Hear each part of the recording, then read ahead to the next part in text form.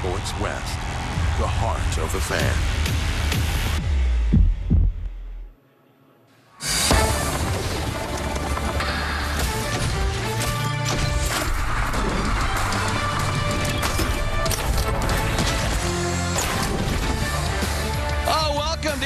Live, presented by your Southern California Cadillac dealers. Oh, what a beautiful afternoon it is in Southern California. Yeah, a little chilly, but things are heating up inside the Big A because the Halos looking to finish up the 7-game homestand in style. Here's what's on tap over the next 30 as the Halos take on those Cleveland Guardians. I mentioned finish up in style. How about doing this 4-game sweep of Cleveland? Reid Detmers, that's his job. He's next up in this rotation, which has been dominant as of late. And we're talking about Taylor Ward's impactful start to 2022. That and much more happens right here, right now, right here on Angels Live. Marky Mark Show, and I'm just hanging around. Isn't that a Van Halen song right here, right now? Yes. It is. Thank you very much, Mark Guzzo, Mark Langston. I'm Ken French. Okay, we're going to kick this thing off by one of the greatest of all time. You ready for this? Float like a butterfly, sting like a bee. The bats can't hit what the eyes can't see. You with me on that? I changed the Muhammad Ali thing up a little bit. But the reason I'm saying that, gentlemen, is because you're starting... Are we leaving already? What more can we do here? I almost fell out of a chair. Because your starting rotation wants to be like a heavyweight fighter, right? You want to go out there, and if you can give that, deliver the knockout blow, fellows, when you're dominant, you can do that. But if you have to bob and weave when you're not so good, you do that as well. And Langer, that's what we've seen out of the rotation here during this series. Yeah, first 2 starts really good with Sandoval and Lorenz, and yesterday, Shohei had to grind his way through that start. 5 innings for Shohei. Gives up a couple of runs in the first inning. That 2-run home run by Jose Ramirez. That can happen to anybody. But the team picked him up. But he grinded the rest of that start. And so Reid Detmers is going to be it's his job here today. And Nagobi, I know you've been there before. But certainly, I've had a start where we had 2 back-to-back shutouts, and I gave up a run in Chicago, and everybody's screaming, "Who's the guy that gave up the run?" And I was like, wait a minute, I gave up 1 run. So it happens. The rotation will push each other. Certainly, they're getting really good starts out of these guys. It's fun to watch. Baton. Yeah. Take the baton. They've been throwing the ball so well, and that's the thing. They're throwing a lot of strikes. They're attacking the strike zone. Shohei, yes, that first inning struggled a little bit, especially with a slider, but then found his fastball. Speaking of fastball, Michael Lorenzen had that nasty 94, 95 with some movement lower part of the strike zone. He went out there through 6 scoreless innings. When he needed that high cheese, he threw that slider, but his changeup was electric, including that swing and miss against Jose Ramirez, one of the best hitters in the game. And speaking of unbelievable changeups and great stuff throughout, 7 shutout for Patrick Sandoval. One of his best starts I've seen, other than the one he took that no-hitter deep in the 9th inning. Threw the ball very, very well. His balance was great. His pace was real good. Then Shohei last night, yes, he found it. He's so creative. We talked about that yesterday in the pregame show. He's so creative. He might not have 1 pitch working that day. He threw a lot more fastballs. 49% of his pitches were fastballs, and that was running up there 98 and 99 miles an hour. So the creativity in the starting staff and that competition for Reid Detmers is going to be important for him today to think, I can do a little bit better. I could do better than the guys who had already thrown 6, 7, and 5 innings there yesterday. I could do better because I have that stuff. 4 quality pitches. Just start to trust all of it and trust his changeup, too. Yeah, good things, too. Not a lot of walks. 6 walks amongst those 3 starters. 4 of them coming from Lorenzen on Monday. So going and they're throwing strikes. So Reid Detmers, okay? So he's making his 4th start. 3 of them will be here at the Big A. But in 2 of his first 3, Langer, he's given up 2 runs or less. So the youngster, he's been competitive. He has been competitive. Gooby and I are on the same boat as far as once he incorporates the changeup. And it was really good for him to see how good that changeup worked against the Guardians, where we saw it with Patrick Sandoval. This is one you want. When you got another lefty in the rotation and he has success, you need a key on what did he do? How did he have the success? Detmers will pitch up in that zone with that fastball. We know he's got that plus curveball to go with it. But the changeup is going to be the next step for him. Once he gets a feel for back and forth, then I think you'll see him move to that elite status. He got a real good look watching Sandoval pitch the other night. Boy, when you think about that, high fastball is upper part of the strike zone. He starts his curveball at the upper part of the strike zone, but his sliders down and into a righty, down the way lefty. You throw that changeup going the opposite direction. That's going to make him that much better. So he has 2 pitches in the lower third that are going in different directions. The other 2 pitches, his go-to pitches, four-seamer, curveball, upper plane. So I think he has a chance to go out there, especially with the changeup. You look at the Guardians this season. They've had a tough time with a changeup. Lorenzo threw some really good changeups against them also. So throw the changeup, trust it, use that curveball and slider combo, but use that changeup and fastball, especially away on the right-handed batters. All right, gentlemen, a common phrase for this program has been when in doubt, lead with Mike Trout, but I'm going to change that up a little bit. Wow, you are the Riddler today, aren't you? Riddle me this, Ken French. I'll riddle you this. If you want to get on the board, lead with Taylor Ward. Now, hold on for a second. I got a little costume change, right? Yes. He is on fire. Wow. I'm going to use your line, dramatic pause. Dramatic pause. Yes. Yes. Dramatic pause. Right. Frenchie, you're really good. You look fantastic. Gonna go all Ted Lasso on you right now, because here's the deal. When it comes to Taylor Ward, you got to believe. And I can see Joe Madden having the sign. Got to believe. Got to believe, right? So Joe Madden's believed in Taylor Ward. Taylor Ward's believed in Taylor Ward. And Taylor Ward has making us all believe. Can we even talk right now? Hard to look at you. But that's all it takes is to believe. And once you believe, I'm trying to drive my point home right now.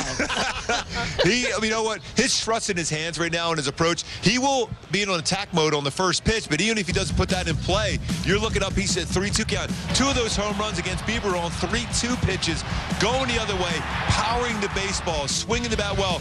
In that leadoff spot now, 7 runs scored for Taylor Ward.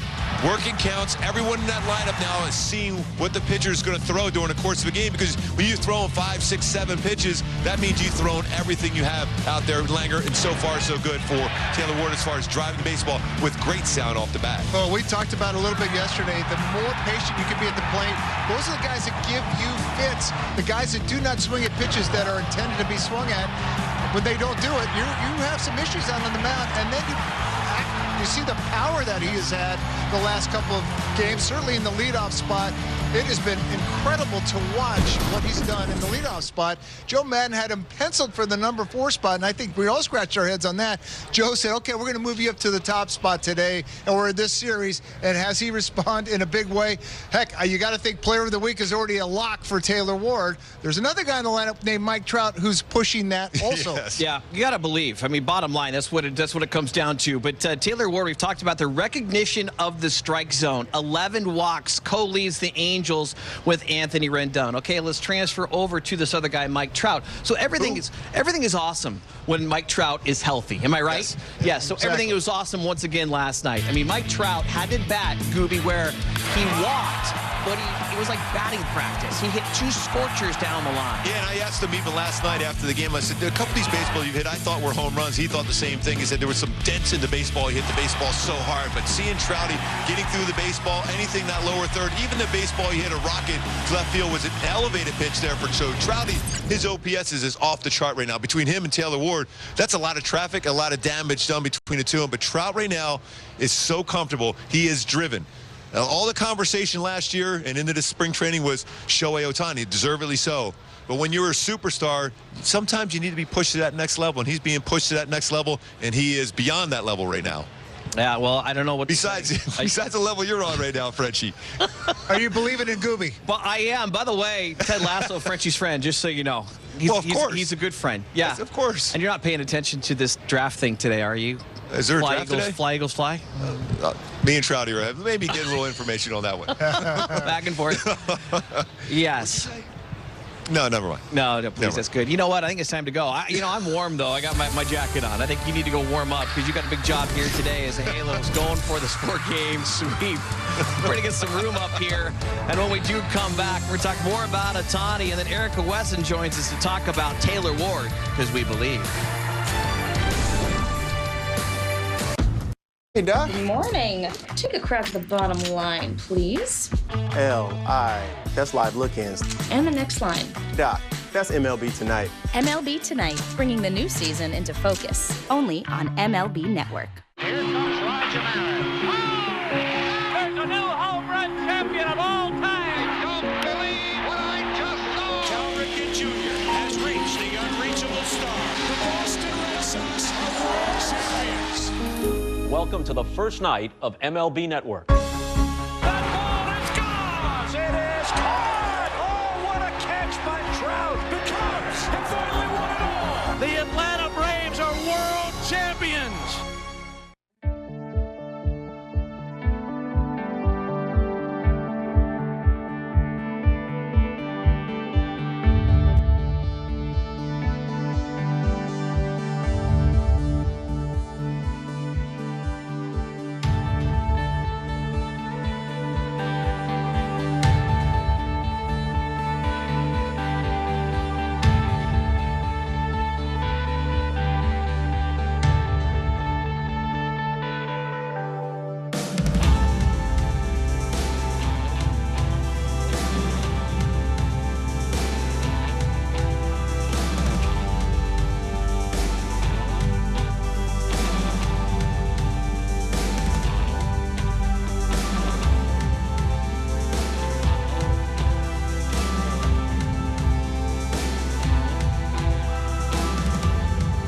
Afternoon and looking to end it with a sweep of the Cleveland Guardians. As we welcome back outside the Big A, Kent and Mark Langston with you. Certainly has been exciting here, and excitement surrounding one Taylor Ward.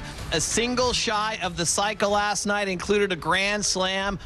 It's just been fun to talk about, we believe, as we've been talking about as well. So for more on that, let's bring in Erica Weston inside the Big A. And Eric, I would imagine you have to get used to talking to Taylor Ward as your post-game interview with everything he's been doing. What's been the reaction from his teammates and manager? Well, Ted Lasso, I mean, Kent French. Yeah, I saw a lot of those conversations on Twitter last night. We want to see more from him as far as those post-game interviews are concerned because of the energy that he was bringing after the game. But yeah, he told me after the game that he was definitely thinking about, hitting for the cycle in that final at-bat. He told me, I don't normally get out of my stuff very often, especially this season. So it was maybe an opportunity that he's going to get another time to recreate. We shall see. Wouldn't be surprised if that was the case. But maybe the biggest difference in what we're seeing from Taylor Ward right now is his mental approach to the game, his mindset. Mike Trout talked about that after the game as well. And his teammates right now are just really proud and excited to see all of the hard work that's he's been putting in. It's paying off. After the homer, and then the ball hit the center, and they got a triple. I think everybody was thinking it. So no, it's just it's fun to watch right now for sure. Yeah, watching him from the on-deck circle, he just has a vibe that he's just gonna get a base hit every time. I'm sure the opposing pitchers are feeling the same thing. So. For a lot of these young players, it's going to be in the mind, whether they're successful or not. Everybody's looking for the panacea when it comes to mechanical adjustment, and that's nice, but if you don't think well, if you can't breathe in the moment, you can't play here. You can't do a lot of things well if you can't do that. So a guy like him, he's always had this ability.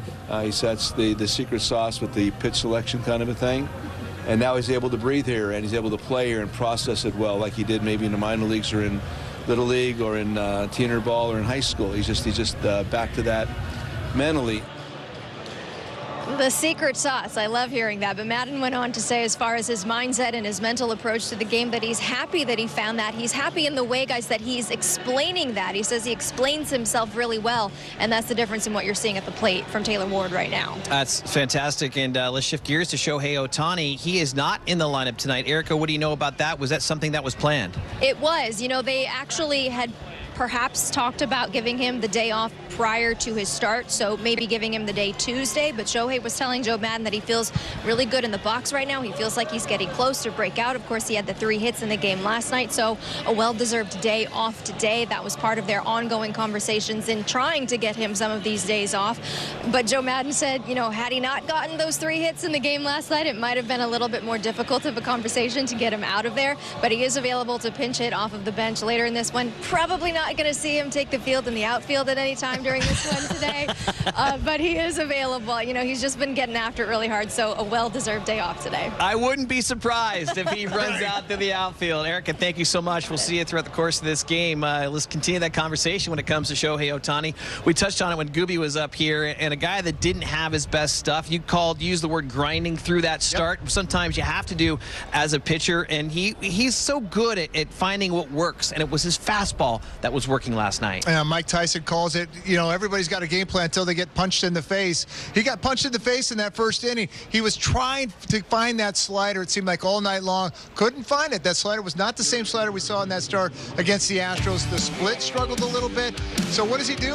Oh, I got 97 to 99. Hit it if you can. So that's what Shohei's capable of doing. We've always talked about it. He's the hardest guy to game plan against because you just don't know what he's going to do. He was trying to incorporate his secondary pitches. They just weren't there. And that's part of being a starter. There's going to be days where those pitches aren't there, but you still have to find ways to get outs. He was able to do it. At the plate, that was really fun to see those 3 hits. He's been struggling at the plate. He came out and took BP out on the field the other day, and just to see the ball off the bat, sure enough, it's paid off. Swing looks much better going up the middle, opposite direction for Shohei. He's able to do that. It's just a matter of time before he starts squaring balls up and we see him jogging around the bases. When you have a guy that doesn't have the stuff and he can change on the fly and grind it out, does that separate good from great in your mind? Yes, the great ones can. They got to get outs, and they got to be able to keep the team in the game. I thought the second inning yesterday was the most important inning. After giving up the 2 runs, his team comes back and scores 2 to tie the game. And then he gives up a hit, and it's first and second with 1 out. And that, to me, top of the order now in play. Jose Ramirez is just lingering a couple of hitters away. He's able to get a strikeout and a pop-up to get out of that second inning. That was the biggest inning for Shohei in the game yesterday. Certainly from that point on, the offense carried him, and then he was just able to go out and do his work. 25 pitches the first inning, 41 for the next 4 innings. Joe Madden said he continued to get better, and as you mentioned, that's what separates good from great. We're going to take on the timeout here on a pregame show, but don't go far, because when we come back, we're going to take a closer look at some of the Halos competition coming up. More in particular, the White Sox and Seattle. I love the Boys and Girls Clubs because they help you believe that you can make it to the big leagues. Big leagues of what? Law. Art. Construction. Baseball. How'd you guess? With the help of Major League Baseball, the Boys and Girls Clubs of America help kids make it to the big leagues of anything. Using the old baseball stats only gives you part of the puzzle. But when we challenge ourselves using advanced tools and modern thinking, you'll see the bigger picture. Challenge all things baseball with MLB Now, only on MLB Network.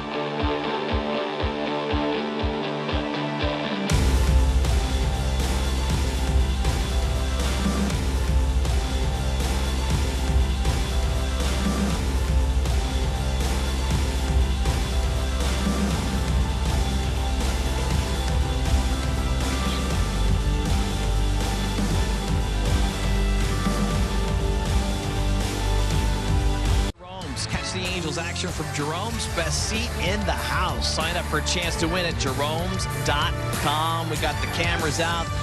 The fans are out. The sun's starting to come out as the Guardians taking on the Angels. Angels looking the 4-game sweep before they hit the road. As welcome you back outside of the Big A.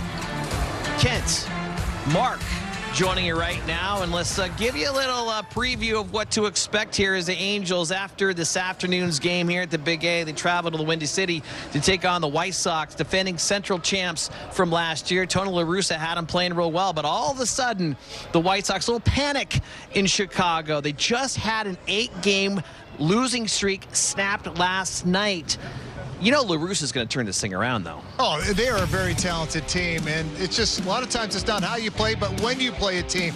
They've been struggling, and it's their defense that's really been atrocious to start this season. They have not been able to catch the ball. A lot of their big offensive weapons have not got up and running. So hopefully you can get in there and get out of town before that offense gets rolling, because they have a lot of talent on that team. It's going to be another challenge. Angels' first road trip of the year, 5-2. So they had a very good road trip through the state of Texas. Now they're going to get their socks dirty, because they're going to go the White Sox and then head to Boston to play the Red Sox. So it's all about the Sox on this next road trip. How tough is it to play baseball when you have to wear a face mask and it's that cold outside? Yeah, I hated wind and I hated cold, because from a pitching standpoint, you can't feel the baseball. So Chuck Findlay used to show me, he put some water in his hair to have a little moisture, because you just cannot find moisture when there's windy and cold. It's horribly bad conditions for everybody. So hopefully it'll be a little bit warmer, and these guys will be able to play. Hopefully that doesn't baseball. turn to ice. Yeah, absolutely. No all right, let's shift gears and talk about a team that we're going to be seeing a lot, but not until the middle of June, Langer. I'm talking about the Seattle Mariners, our rivals from the Pacific Northwest. I mean, this is a team that got off to a great start. Yeah, they've dropped to second in the AL West, but the Angels, Houston, Seattle, they're going to be going back and forth all season long. Yeah, the Mariners, I think, are the youngest team in baseball, or one of the youngest teams. They have a very young lineup. Their pitching is much improved. They went out and got the reigning Cy Young champ, Robbie Ray, is now part of their staff. Logan Gilbert is a good young pitcher in their staff. And we all know Marco Gonzalez has always been a thorn in the side for the Halos. So they're doing it with pitching. They have the 5th best ERA in the majors, 3.04 ERA. They've been doing that, but they have a lot of young sluggers that are trying to feel their way through. You're right. It's always going to be a challenge. And the first time the Angels meet the Mariners this year will be a 5-game series up in Seattle. It was supposed to be a 4, but because they started the season late, it'll now be a 5-game. There's a doubleheader mixed in there. And that's what you want now, is you want, with teams getting better in your division, you want more rivalries to kind of unfold. You know, granted, it's fun to play Seattle, but when both teams aren't playing well, or one's playing well, the other isn't, but you got 2 teams that are competitive. These fans are going to have a lot of fun when the Mariners come to town. No doubt about it. And obviously the Angels have had injury issues the last few years. That's why they haven't really had to push the Houston Astros. But with that being said, you feel like it's going to be those 3 teams. Oakland, they kind of regressed a little bit, but you never count Oakland out. They find ways to win. And certainly the Texas Rangers, we'll see how it plays out for them. Their pitching has struggled early, but the Seattle Mariners are definitely going to be a team you're going to have to pay attention to. All right, we're going to take one final time out here on Angels Live, coming at you from the Big A. When we do come back, we'll show you the lineups for both teams. And Marshy and Trouty, DH? Yep. Today, I consider myself the luckiest man on the face of the earth. Jackie Robinson searching home run into the left field stand. Here comes Roger Maris. There's a new home run champion of all time. I don't believe what I just saw. Cal Ripken Jr. has reached the unreachable star. This crowd on its feet and in unison. This one has a chance. Home run! Red Sox are world champions. Welcome to the first night of MLB Network. Number 600 for Jim Thome. That ball is gone. 106. That would be a new record. It is caught. Oh, what a catch by Mike Trout. The Cubs have finally won it all. The Atlanta Braves are world champions.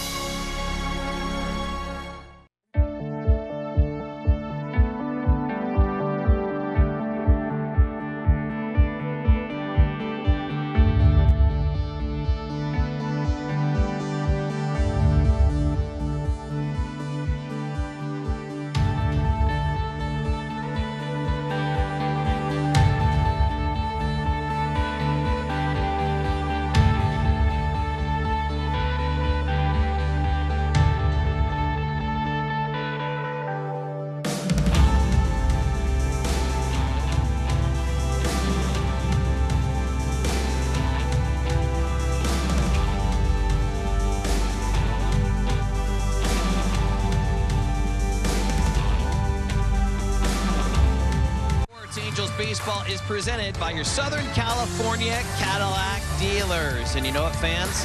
All season long, the day after the Angels win at home, like today, fans can redeem free medium fries with a $1 minimum purchase at participating SoCal McDonald's. Download and register at the McDonald's app today.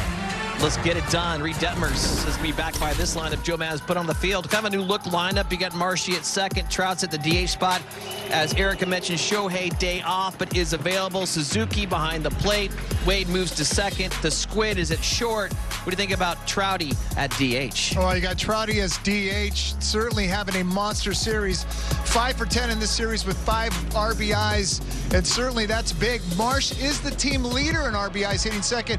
Taylor Ward, what more can you say? We've done a whole segment on Taylor Ward. So that top three, those three guys right there are smoking hot, and that will be very difficult for Cal Quantrill to kind of maneuver his way through that very first inning. All right, Reid Detmers taking on these Guardians, and the one guy that jumps out to me, and it probably is kind of like Captain Obvious here, Jose Ramirez. He's got a couple home runs, 3 hits on this series. How careful does he have to be with that guy today? Well, you saw last night, he got 2 pitches to hit. He hit them both out of the ballpark. 25 RBIs for Jose Ramirez already on this season. He is 3 for 10 in this series with 5 RBIs. He had 4 of them last night. That is a guy that's circled in every color pin you possibly could have. Do not make mistakes to that guy. All right, and taking a look at the lineup, he is a DH. Him and Trouty both DH'd this afternoon, both in that 3-hole. 2 of the best hitters in the game scoring off once again. It should be exciting to see if Reid Detmers can shut this lineup down like his 3 starters prior to him. It's time for this 4-game sweep. Get your gloves out, put your sunscreen on. It's time for Angels baseball, and it's coming at you next.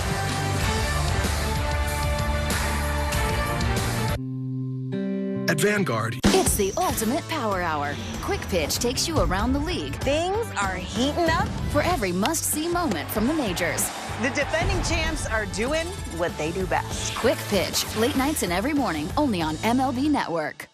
Today, I consider myself the luckiest man on the face of the earth. Jackie Robinson punching home run into the left field stand. Here comes Roger Maris. There's a new home run champion of all time. I don't believe what I just saw. Cal Ripken Jr. has reached the unreachable star. This crowd on its feet and in unison. This one has a chance. Home run. Mike Piazza. The Boston Red Sox are world champions. Welcome to the first night of MLB Network. Number 600 for Jim Thome. That ball is gone. 106. That would be a new record. It is caught. Oh, what a catch by Mike Trout. The Cubs have finally won it all. The Atlanta Braves are world champions.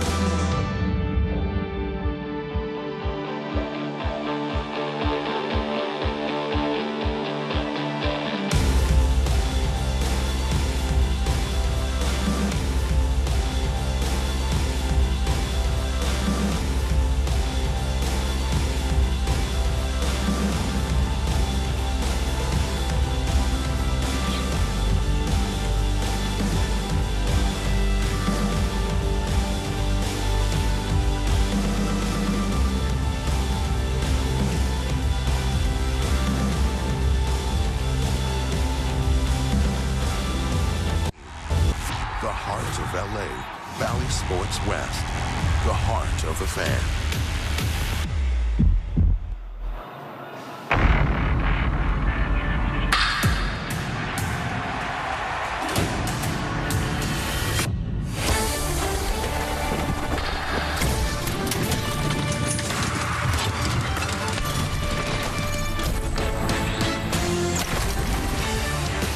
We've got ourselves day baseball at the Big A. Can't think of anything better. Well, how about a 4-game sweep? Yeah, Angels, Guardians, closing things out. That man is tearing the cover off the baseball. Taylor Ward, since moving that leadoff spot, man, he is just getting it done. Pitching also, but how about we talk about the top of the order with the two-time All-Star Mark Gubaza on Patrick O'Neill. Shohei Ohtani getting his first day off scheduled of the season, still available to pinch hit, but that 1, 2, 3 in the batting order and this homestand has been unreal. Yeah, Patrick, the bottom of the lineup has been setting the table, but the top of the order has been producing, not only scoring runs, but driving in the runs, hitting the ball exceptionally. Taylor Ward has been phenomenal. You know, when Joe Madden put him there, he goes, you know what, I know he can see pitches. I didn't know if he felt that he was going to do this type of damage. 6 for 12 with 7 runs scored. That's what you want from your leadoff guy, but he also has the power with the 3 home runs. So he's driving the ball, and he's also scoring runs, which is great from that leadoff spot. Shohei, last night, exit velocity, 3 of them over 100 miles per hour. It's great to see that, Shohei. Oh, by the way, picked up a W on the mound last night. On National Babe Ruth Day for Shohei Ohtani, 3 hits and a W. But it all starts and ends with this man right here, Mike Trout, 5 for 10 in this series, last 3 games. He's been dominant, really, when you go back to a 10-game history. All 5 hits, extra base hits, 5 RBIs, an OPS of 1883. Yeah, he's looking at it saying, yeah, I'm locked in. That's how locked in Mike Trout is, locked in against us. Gooby, it's been so fun. I mean, it really has been fun. But you know what? All of that is great. But if you don't get starting pitching, you're not going to win. And they really have the last 8. Patrick, it's really allowed the hitters to go out there and relax and not try to do too much. The starting pitching has been great. You mentioned the last 8 games at ERA, 1.88 ERA. The whip, under 1. That's walks and hits per innings pitch. It's under 1. So they're throwing a lot of strikes, working down. Opponent's batting average is 166. You know, Mike Lorenzen started off with Shohei Ohtani, what he's done. Noah Syndergaard, Patrick Sandoval. I mean, it's been that good. I would look for Reid Detmers to have that type of game today. Watching how they attack the strike zone. And above all, use your off-speed pitches, because this Guardian team has a tough time with changeups and slow curveballs. Last I checked, Angels woke up this morning, first place in the AL West. You look, offensive categories, they're getting it done, but let's keep this pitching rolling. It's Zook leading out the young lefty, Reid Detmers. Can the Halos bust out the brooms? You'll find out soon enough. Lineup's first pitch coming up next. Join Kevin Millar. I'm just a dude that loves baseball. And Steven Nelson. I'm nervous as hell, man. On a quest for legends worthy of the sacred prize. You thought I lost my mind, but it's unpredictable baseball coverage that will have you on the edge of your seat all season long. So keep it locked here on MLB Network all day. Swing into action and join the adventure on Intentional Talk, only on MLB Network. Let's watch some baseball. Every time he steps up to the plate, goes into his windup, or runs one down. He caught it! Oh, you won't see a better one than that! He competes not only against the other team, but against the toughest adversary, himself. MLB Tonight, where the best outdo their best on MLB Network.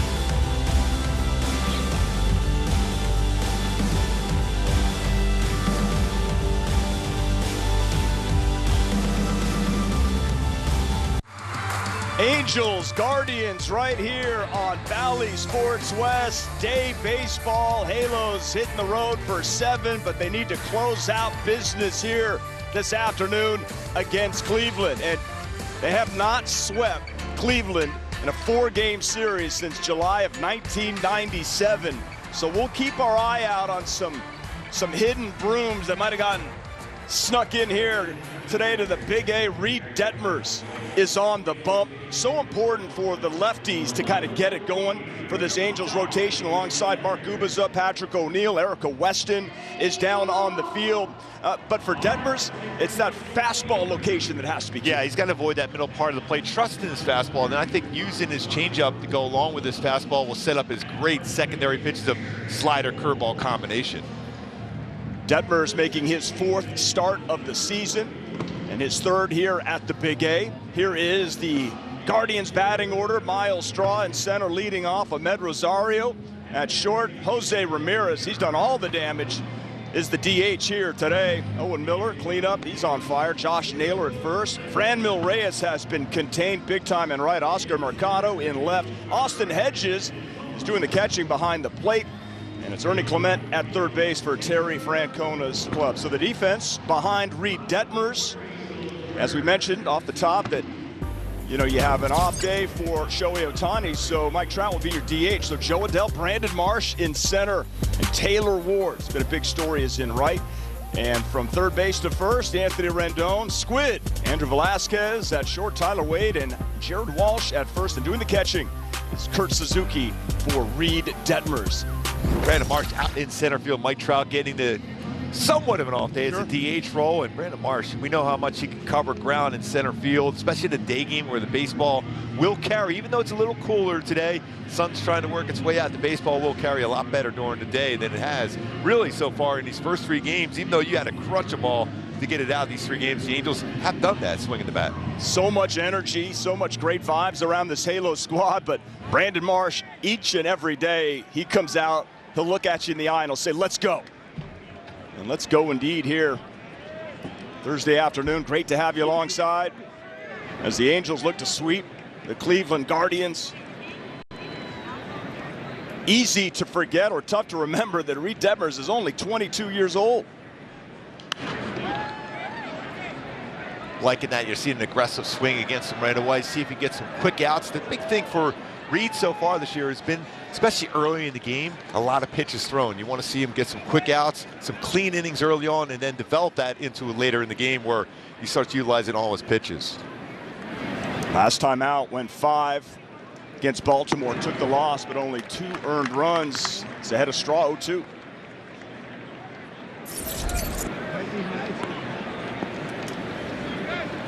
Top Angels prospect. First round pick, University of Louisville, Reid Detmers. The 0-2 to Straw. It's a pretty good pitch. Good miss. It's a little off the plate. You're seeing some pretty good velocity on his fastball. 95 a couple times already for Reid Detmers. Usually has him set up for that big, slow curveball from that plane of his fastball. Misses 2-2.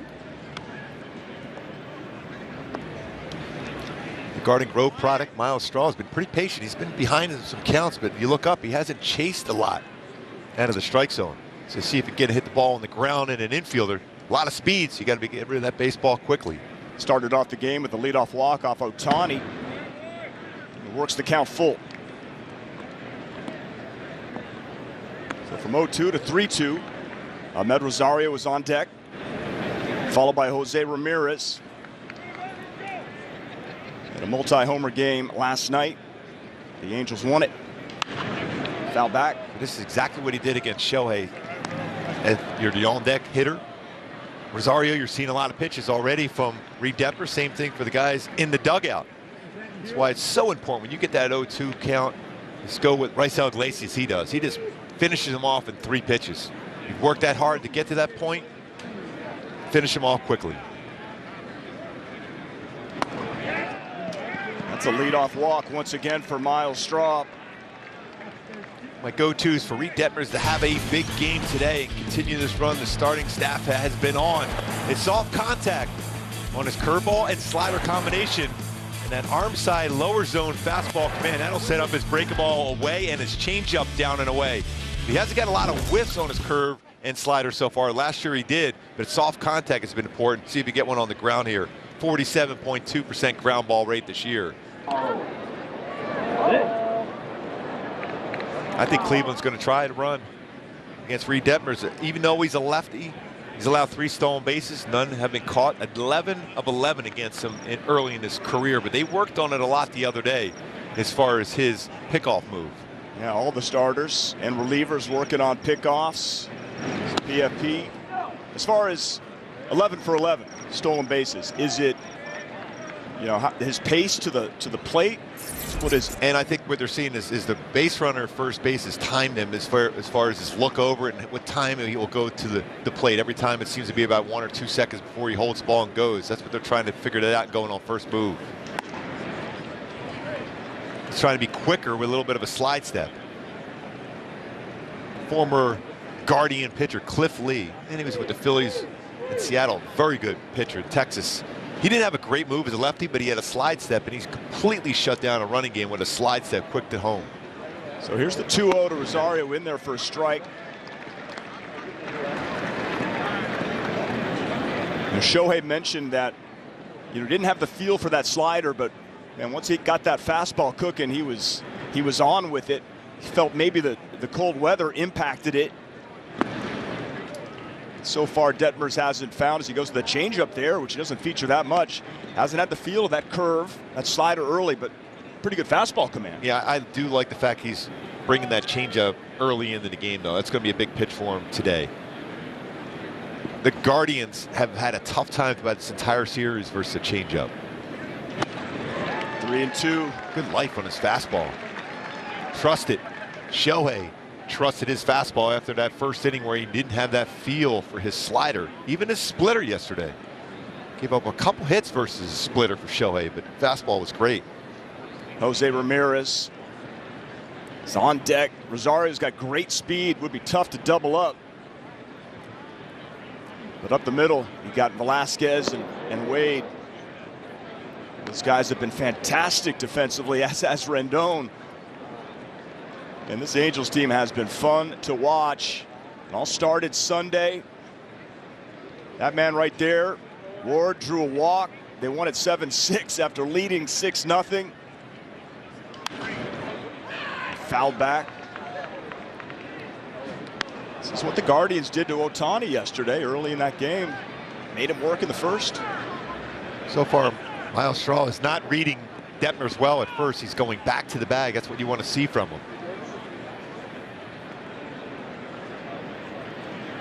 Good base runner, 4 stolen bases. Has not been caught yet. Going back. Fly ball. Drifting foul. Out of play. Boy, already now a lot of pitches thrown in this first inning without an out yet for Reid Detmers. This is a big batter for him, especially with Ramirez waiting on deck. You're not kidding. That's why you don't see, I think, Miles Straw, unless he reads it well, staying where he's at when you have Ramirez waiting on deck. Otherwise, he would be on the move. Quick conversation with Sandy Alomar Jr. too, Miles Straw, just to give him an idea what kind of a move he has and how quick he is to the plate. The 3-2. Foul back again. 15 pitches for Reid Detmers, 12 fastballs. It's about 47% or so this season using his fastball.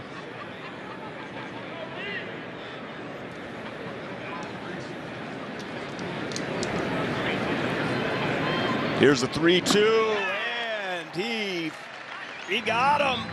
Oh, that's a big out. Oh, hold on a second. He's bringing him back to first base, saying on the follow through on the swing, catchers, he was interfering with Kurt Suzuki, so he cannot advance. There you go.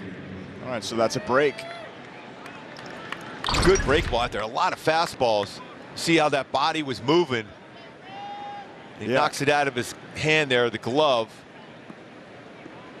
And then he kept going. At that point, Miles Straw, it was a making the connection with the glove.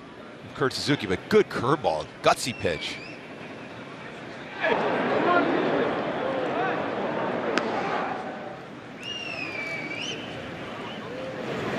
So Straw back to first. Jose Ramirez, 2-homer night last night, 18th multi-homer game of his career. So he's already featured a couple of different moves, Patrick, in this first inning. And a lot of it had to do with that work they were doing the other day early as far as pickoff moves. He had that step off quick throw over. The one he held the baseball a little bit longer. So he's featured 3 different moves to Miles Straw, and he's still going back to the bag, which you want to see. Ramirez coming into the game with a .735 slugging percentage. This is the 2-run home run in the first off Shohei Ohtani. And then off of Andrew Wantz late in the game. But the Halos held on for a 9-5 victory. Now back 0-2. Doobie was there if needed to make a play. No, I was just got to move my arm away just in time. Ramirez 278 versus lefties, 380 versus right-handed pitchers. Still slugging 611 versus lefties though. Rendon, 5-4, no double play. The throw takes weight off the bag with 2 outs. Straw's retired. Fielder's choice for Ramirez. Off the bat, you thought maybe Ramirez runs well. That's a tough little hop, and it's a wise decision by Wade. At that point, just get the out. Be like you're a first baseman. Stretch, keep the foot on the base. Sometimes you get caught up in one to make sure you turn a double play, then you take your foot off the bag, and they can go and replay, and it'll end up being first and second. Instead, take the out. Nice play by Tyler Wade at second base. Owen Miller now the batter. How about his start? His OPS, on base plus slugging, 1,300.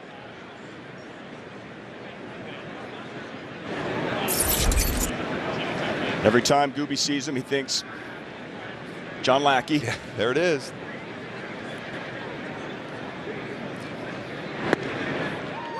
In there, strike 1. Already 20 pitches, first inning.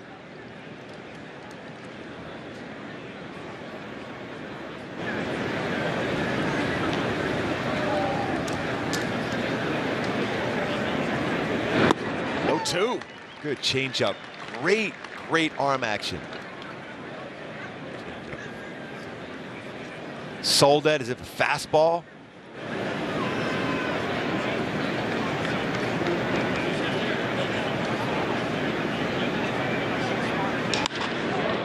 Fly ball, center field. Brandon Marsh for the 3rd out. Reid Detmers survives. When we come back, top of that Halos batting order. Look out. Getting outdoors is all about the experience, the thrills, the rides, the memories. We put that in a bottle. Clean ingredients like coconut oil, activated charcoal, and shea butter. Everyman Jack, naturally derived, outdoor inspired. What does shopping for contacts look like at Warby Parker? Well, just imagine your favorite brands, take away the hidden fees, and add free shipping. There you go. Save 15% on your first order of contacts at warbyparker.com. When it comes to contacts, Warby Parker offers dozens of brands, including Scout, our very own comfortable, breathable, and affordable daily lens. Learn more about Scout or save 15% on your first order of contacts at warbyparker.com. This is the planning effect. If Raina's thinking about retirement, she'll get some help from Fidelity to envision what's possible. Fidelity can help her prioritize her goals by looking at her full financial picture. Plus, they'll help her pick an investment strategy, one she's comfortable with. And with a clear plan to get to retirement, Raina can enjoy wherever she's headed next. That's the planning effect from Fidelity.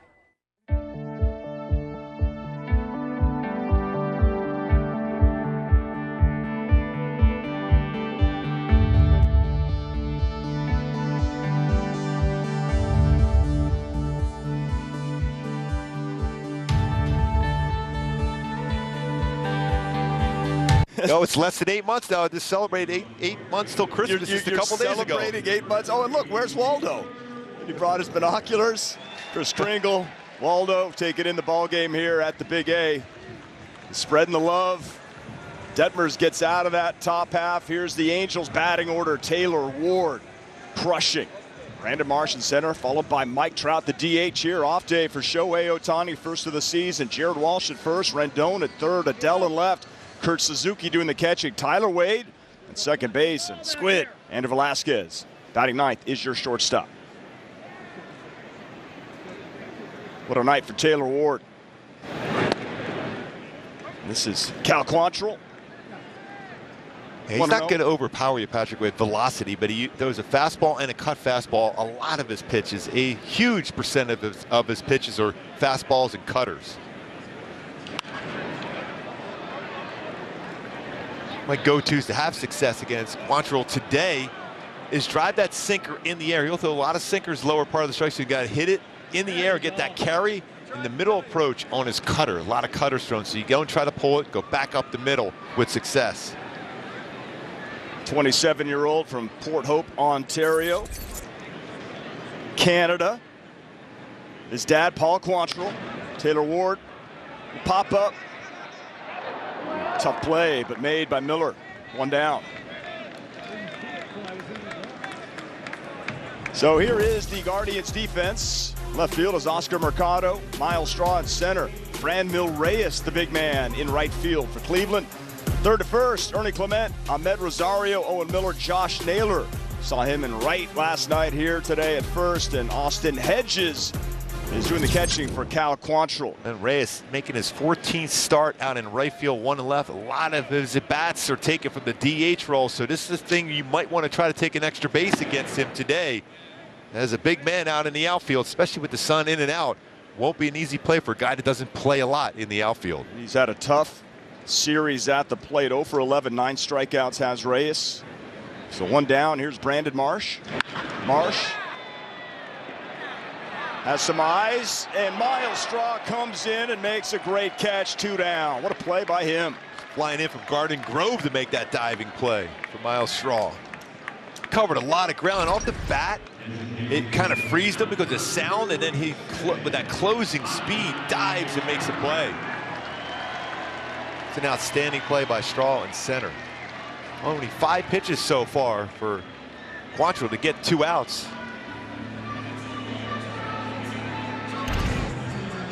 I guess you have the way the Angels have been hitting the baseball to the outfield of late, that sound will freeze you out in the outfield. Mike Trout having himself a tremendous season. 365 on base plus slugging, 1,284. 10-game hit streak. 2 RBI doubles last night. DHing here this afternoon. It's a .218 career hitter, though, as the DH with 6 home runs for Trouty. Inside. Careful there with that hand. Yeah, Quantrill will pitch inside often. But if it leaks out over the plate, that's the baseball you'll hit a long way. Oh, way inside. Whew. Missed him. What's the sample size on Trout as a DH? He hasn't done it a lot. The thing is with Trouty is he runs his fastball in. That's 3 already in this sequence. He's trying to avoid Trout from getting his arms extended. Throughout this entire series, he has got his arms extended. 3-1 Trout, right field. Franmil Reyes has a beat on it. And Cal Quantrill takes care. 1, 2, 3 for the Halos. No easy task. No score to the second. Take control of your health by boosting your force field, the immune system. With the Aura Ring, you can listen to your body's signals and raise your defenses. Aura tells you when your temperature is higher than normal, how to improve your sleep, or if your heart rate shows signs of stress, so you can decide to push yourself or to lie low. Live smarter, stronger, healthier with the Aura Ring. Aura. What can you expect from ButcherBox? 100% grass-fed beef, organic free-range chicken, humanely raised pork, and so much more. From farmers who believe in raising animals with care, with no antibiotics or added hormones, ever. All with free shipping right to your door. Together, we can make a difference. One meal at a time. Get free ground beef for the life of your membership.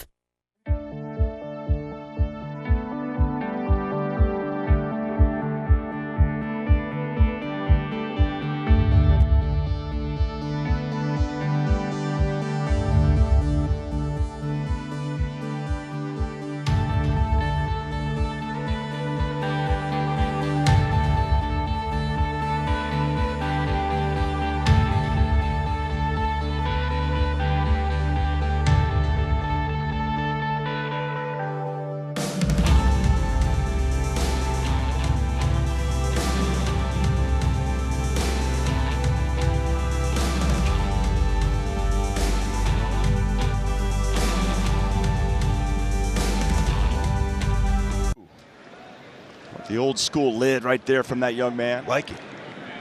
So Reid Detmers in that first inning, about 58, 59%.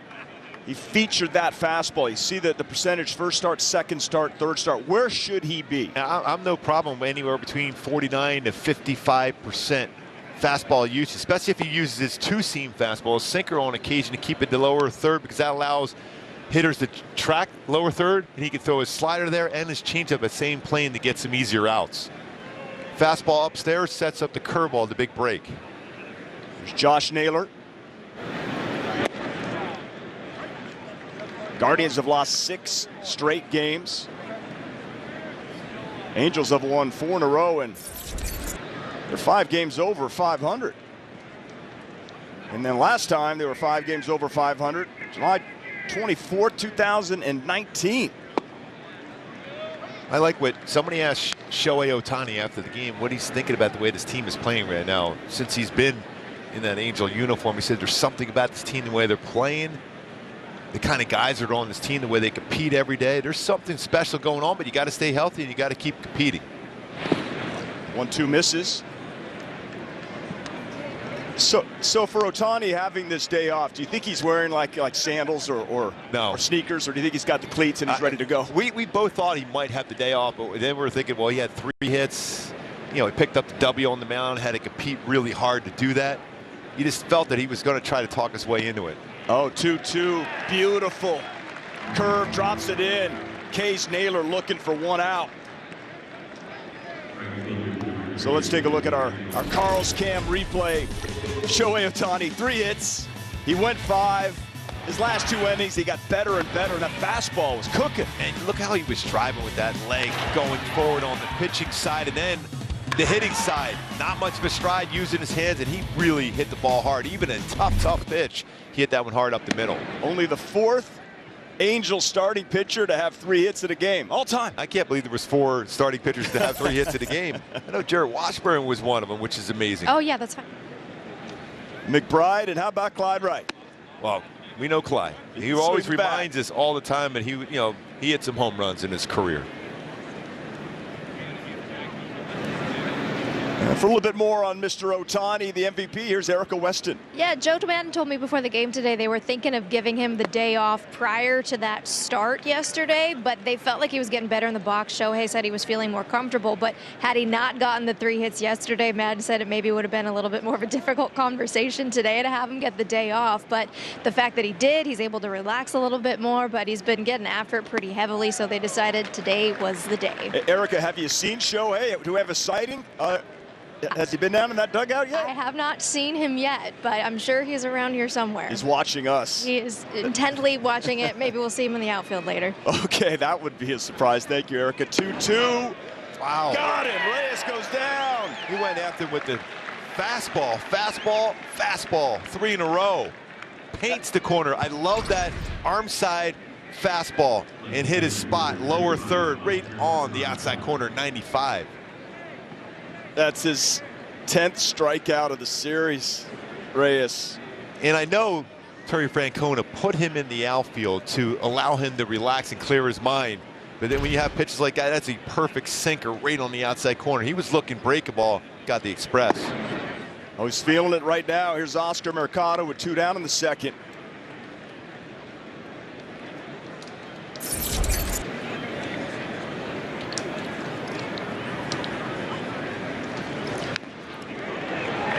Caught a piece of a Suzuki there. Boy, he's caught a lot of games in his career already. He's on a follow through, got hit in the hand, his catching hand, and now a foul tip.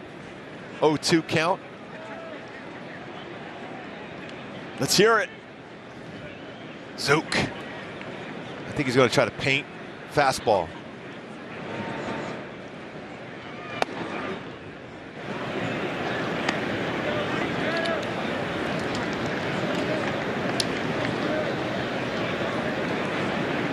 Well, this would be big after a first inning that featured 20-plus pitches. 1-2 to Mercado. Foul. Nice adjustment, because a lot of times when you throw that 0-2 pitch way out of the strike zone that high, you have a tough time following through the very next pitch. But Reid Detmers did a nice job of getting right back. Just checking on Erica. Isn't that her? Does she live down in that little area there, Erica? Okay. Sure. Yeah, we're good. It's all good. All good. She probably caught it. Boy, another changeup. That's a good changeup. Miss on it though, but a good changeup. Last game out for Reid Detmers threw about 7. Prior to the first 2 starts, a combination of 3 changeups thrown. He was telling me about that the other day. Didn't throw it a lot in college, but a pitch he's really feeling well with right now, and it's going to set up his slider, I think, throughout. Here's the 2-2. Now just got a piece.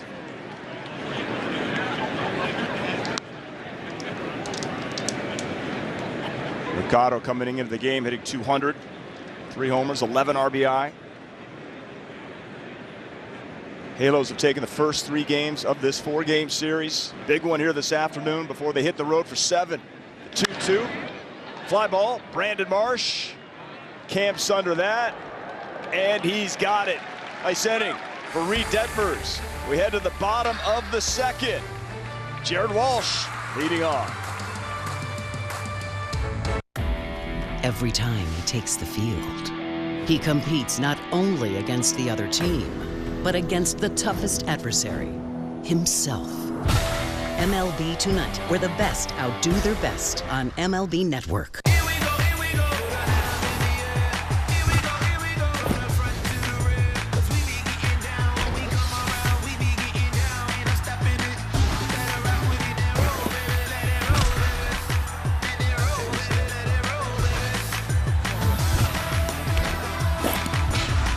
Watch games and coverage all day, every day, your way on MLB Network.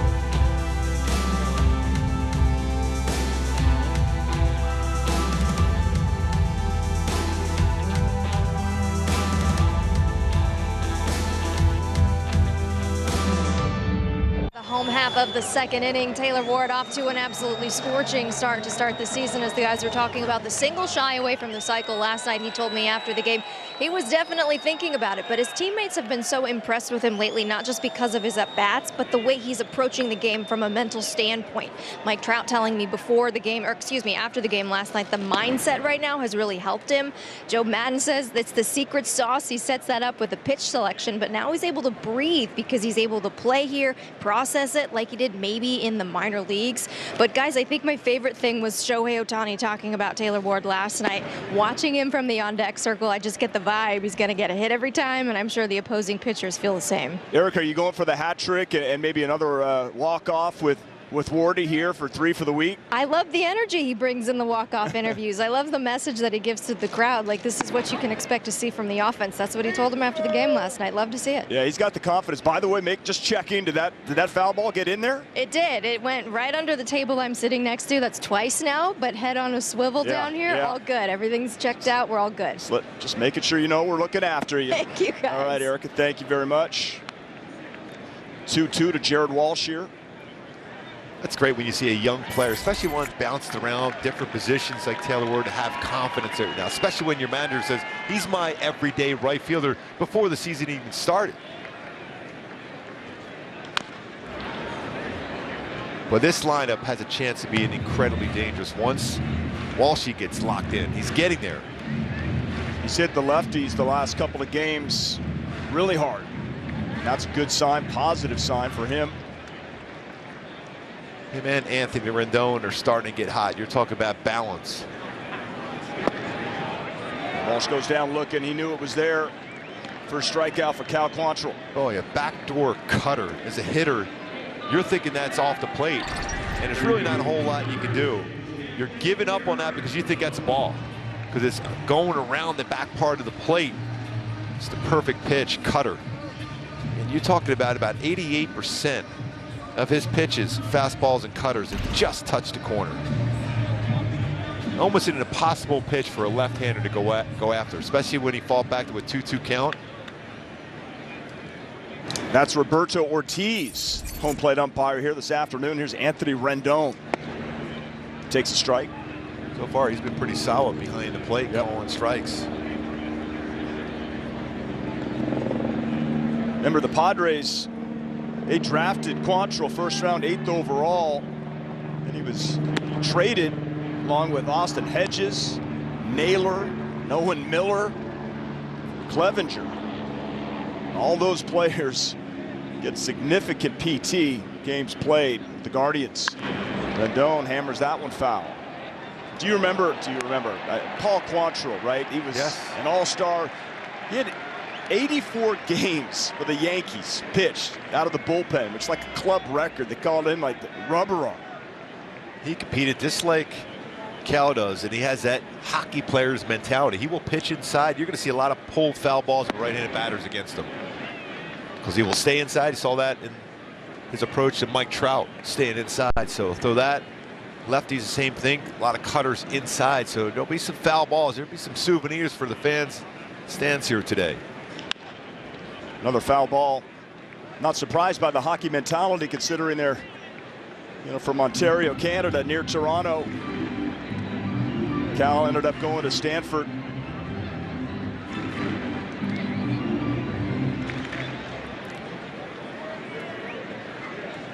Comes in today with a 1-0 record, a 3.94 ERA. You got to be ready for some foul baseballs. Erica, you might be busy over there today. Foul balls going towards your area. Same thing with Mike Gallego. He's just spitting on those as they go by. He's got too high of a fielding percentage in his career. He's not going to mess it up. It's a high pop-up. Miles Straw, quarterback out there, calls it. 2 down. Well, Hyundai key for the game today. The Halos 3-1 in day home baseball game. Home sweet home. Little Motley Crue. See if we continue that streak here on very good, successful games at home in the day at the Big A. I tell you, if Joe Adell hits a homer here and the Angels sweep this series, he's going to be a real live wire on that plane heading to Chicago. Way to go, Patrick. Thank you. He already is anyway. Great energy. Joe and Flo show.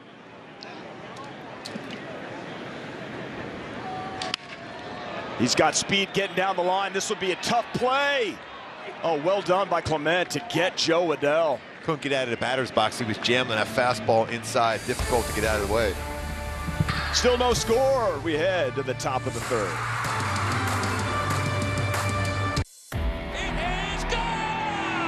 Every time he steps up to the plate, goes into his windup, or runs one down. Oh, you won't see a better one than that. He competes not only against the other team, but against the toughest adversary, himself.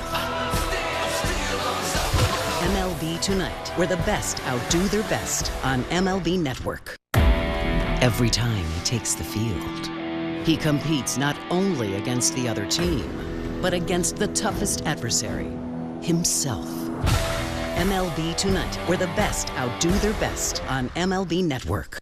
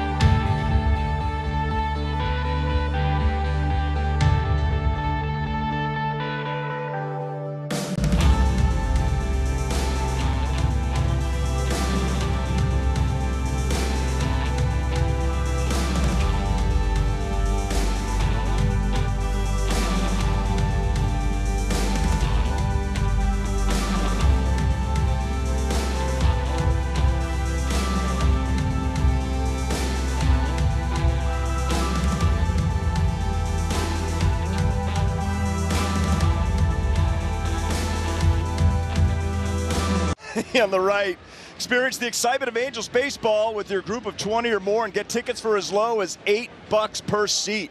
Call 888-796-HALO or visit angels.com/groups for more details. Some excitement in the stands here. Excitement all season long here at the Big A. Fans have been outstanding. I don't know if that was some ribeye they were working with, but it looked delicious.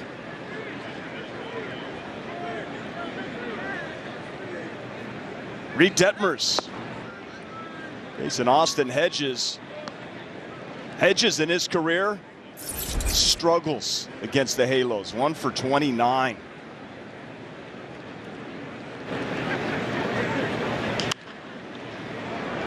Boy, anything in the air is going to be a tough play. Yeah, I'm looking up at that sky, but that's one down. 1 for 30 now. Brandon Marsh did it. Same thing with Jared Wallace. Just turn your body, gives you better angle with the ball up in the air, get it in the sun. Even though you have your glasses in your glove, you just got to turn your body enough. So with the cloud cover, that makes it worse, right? Or no? Baseball's even blending in with the clouds, and then the sun pops through.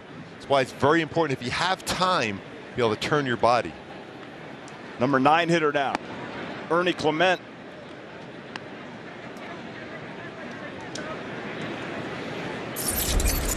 Angels were maybe fortunate they didn't see Stephen Kwan in this series. I would have loved to have seen him, but he got injured in that Yankees series, in that melee with the fans they had out there. He crashed into that wall hard. Surprised he was even able to throw that baseball in. 2-1 now to Clement. Loving the sound in that catcher's mitt for Suzuki today with Reid Detmers. Good velocity with his fastball.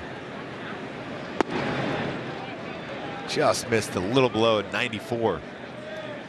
But I like that pitch. Going forward in this game, if he gets pitched down there, he'll get a lot of ground balls. I want to try to get as many ground balls as possible in a day game here when baseball carries. 3-2. Just like Shohei likes the fastball here today. Miles Straw on deck. Starting pitching, last 8 games. So good for the Angels. Remember last time, that long at bat, even against Rosario, threw some fastballs, but ended up finishing him off with a curveball. I wonder if he tries a curveball here now, the Clement.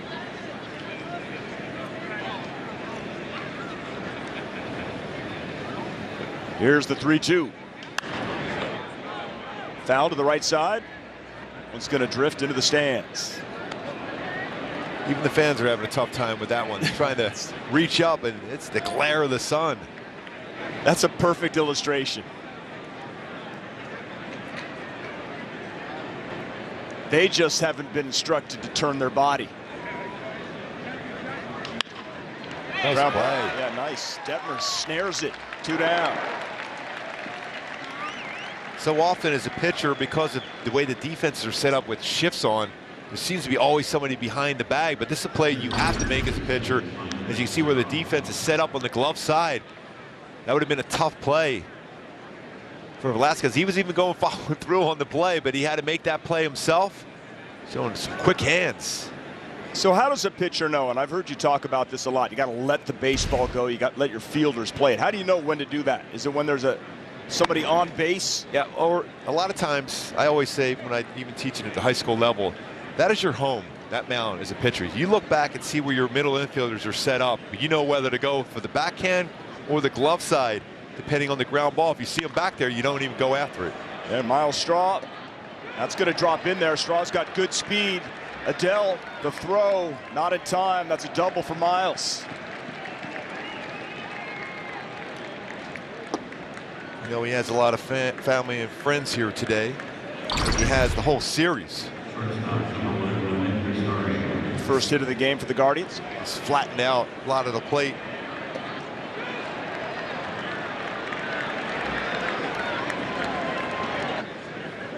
So runner in scoring position, Rosario now the batter. If you're Rosario, you got to think you're going to get something in the strike zone with first base open and the man that's on deck. Isn't that how it works? Yeah, you know, you're very aware who's on deck.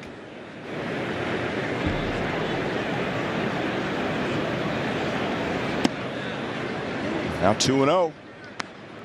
So far this season with runners in scoring position, Reid Detmers is a .231 batting average. Been really good with 2 outs and runners in scoring position. It's a big at bat, especially the way Quantrill's throwing the baseball early on for the Guardians.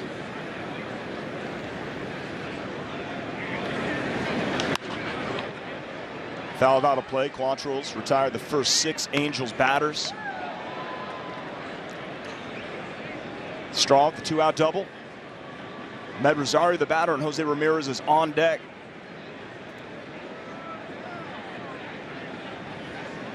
Said it each and every game. Say it again. Don't let Jose Ramirez beat you. Line foul. A lot of fastballs at Rosario so far in the game.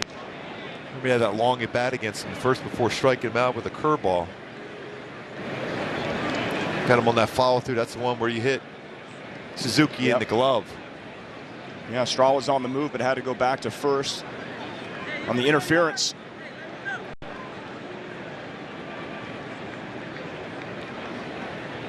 Two down, 2-2. Could be a tough play. Let that one go foul. If it does, it's going to be close to hitting Rendon. I'm surprised he didn't just step on it like he did. That's a veteran there, because a lot of times as the home team, you roll baseballs down the line and you have an idea if it's going to roll back or not. That one right there, because it had a little spin on it, you can go and let that roll foul. And a lot of times that will roll back into play. You get it before it does that. Yep. Seeing it's rolling? Sure. And the only way he would feel that if he somehow saw Straw going around the base, then he would pick it up quickly and tag him. Yeah, we could hear Rendon from up here saying, let it go. Let it. So I'm not going frozen? I'm not doing it. Rosario, another tough battle here with Detmers. 57 pitches, 37 strikes for Reid Detmers so far.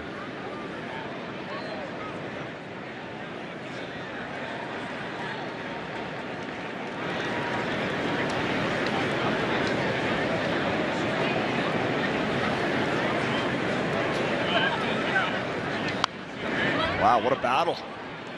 Hasn't got a ton of swing and misses this season with his curveball or slider, around 17–18% whiff percentage by both those breaking balls as compared to what we saw a much higher percentage last year.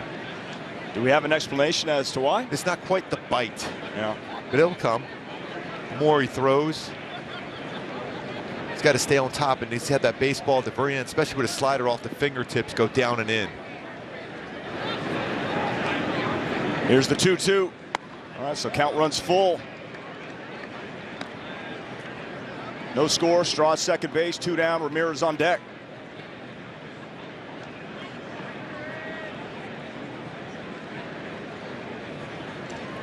So far, Brandon Marsh in center field hasn't had that much problems with this Sky. Boy, he's hit a lot of foul balls that way. How many souvenirs have we seen into the stands so far here in the third inning? Quite a few. Double digits. Especially with Quantrill on the mound, you're going to see a lot of them. Same thing here with Reid Detmers. He's got 3 strikeouts, 2 looking this afternoon for Reid Detmers.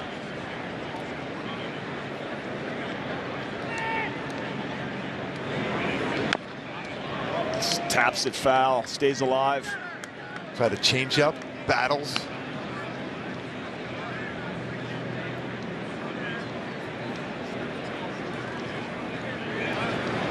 When you look at the pitch count, Mark, third inning, it's pretty high. 70 pitches last time out in 5 innings, and he felt he could go further in the game. 11th pitch. Oh, yeah, he got him. Another battle, another strikeout, his 4th. And this game remains scoreless. Straw remains stranded, and the Angels come up in the bottom of the 3rd. Don't do it. Hey, Doc. Good morning. Take a crack at the bottom line, please. L.I. That's live look-ins. And the next line. Doc, that's MLB Tonight. MLB Tonight, bringing the new season into focus. Only on MLB Network.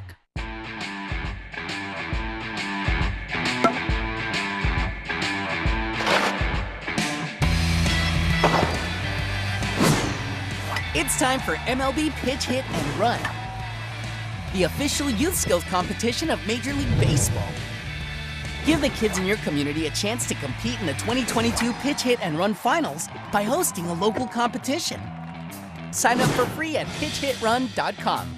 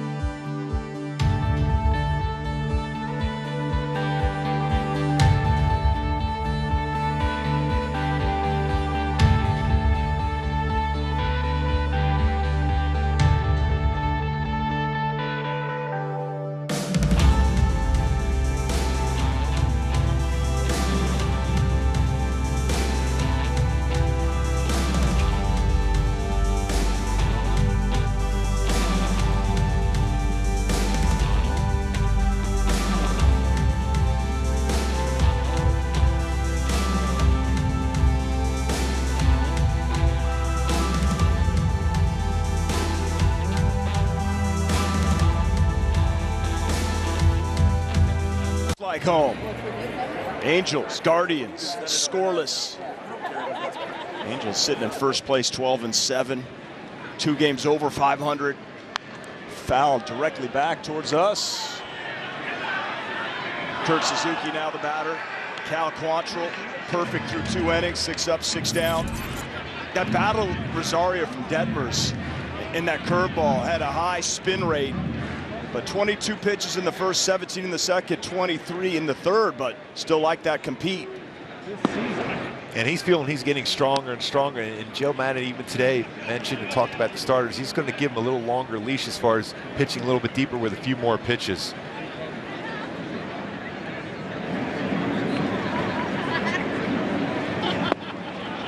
Boy, right-handed batter against Quantrill. You better get those front hips open up. He's pitching inside a lot. Same thing with lefty. He's on that side. He's on arm side with a lot of his pitches. Whether it's inside to a righty or away to a lefty, cutter, both sides will throw that cutter on.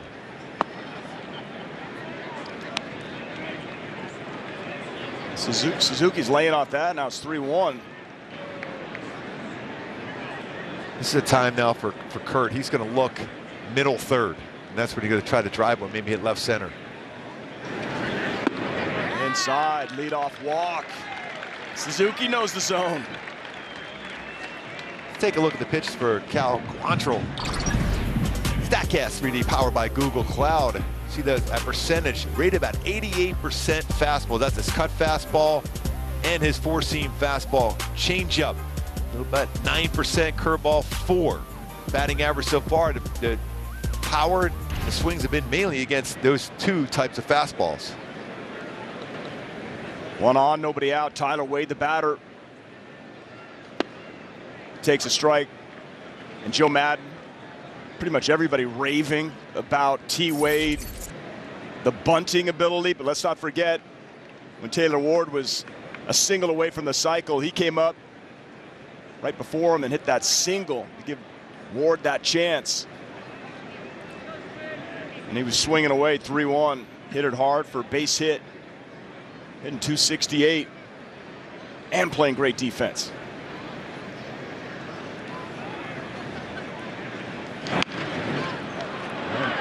Wade runs well. That's a high throw. Everybody's safe. Quantrill sailed it. That's an amazing backup by Miller behind on the high throw, and a nice job of base running for Suzuki. A lot of times you see a throw like that, you're already going around the base thinking about going to third. He did everything well in this, feels his position, but when you're on the incline of the mound, that's why you stay low. A lot of times when you land, it jars your elbow, and that's why you see it elevate. He's going up the mound instead of going down what he normally would do as a pitcher, going to home. This time he's going up the hill. So that's why you try to stay low, but nice backup by Miller to prevent that from happening. Oh, this is an interesting bunt. What a bunt by Velasquez. Oh, he dropped the baseball. Some mistakes here by the Guardians. Miller dropped the baseball, and he'd been playing first base in this series. Velasquez has been working on this. The Angels felt he needed to improve his bunting, particularly from that left side, Gooby. So Ben Gill was telling me. 2 errors in the inning. Boy, and a kind of a low throw, but a play where you got to make that play at first after an outstanding job and backup on the throw. Miller unable to catch the throw there from Quantrill. So tough plays. So this sets up Taylor Ward, grand slam last night, 2nd grand slam of his career. Boy, what a swing that was, using that lower half as far as the leverage to lift that right center. Hey, what? Count Quantrill, by the way, he was not afraid to pitch inside, even with the bases loaded. The first pitch was right in on the hands of Taylor Ward. Right on his hands. Coming back in again. 0-1. Taylor Ward drives that. That could have some eyes. It's going to drop. 1 run is in. It's all about that one. That's all you think of with the bases loaded. Every once in a while you get the grand slam, but think 1. Don't get greedy. Take the 1. Base hit, get the job done. Went back inside. Didn't get the barrel on it. And after so many hard, long drives over the last 3 games against the Guardians, playing deep, it's a little flair, a little nature boy. Ric Flair. Bases remain full. Angels take a 1-0 lead. Taylor Ward now 10 RBI on the season.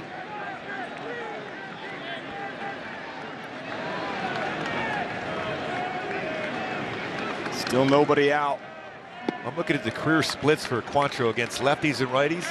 Both 245 against them. Both with 18 home runs, lefties and righties against him. So he pitches exactly the same. That arm side, a lot of his pitches to lefties and inside to the righties. Oh, that's just excellent hitting for Brandon Marsh. Going to score 1. Everybody moves up station to station. Wade scores 2-0 Halos. Boy, somewhere out there, Pat Tabler is loving these swings, getting that 1 run in. Base hit with the bases loaded. Now you bring up Trout, who's been driving in a ton of runs. Boy, nice approach. That's a pretty good pitch. Going down, didn't try to pull it, stay through it. Great swing for Captain Caveman. 15 ribbies for Marsh, leads the team. A meeting at the mound. Longtime pitching coach Carl Willis. A visit with Quantrill and company.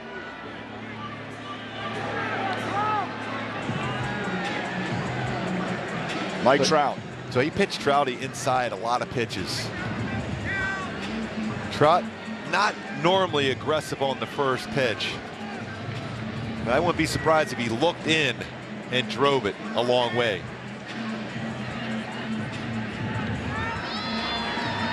We've seen Joe Adell with a grand slam, Taylor Ward with a grand slam.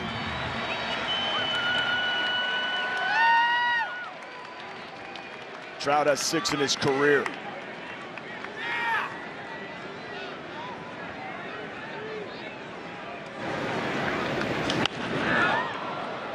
Fouls it away, 0-1.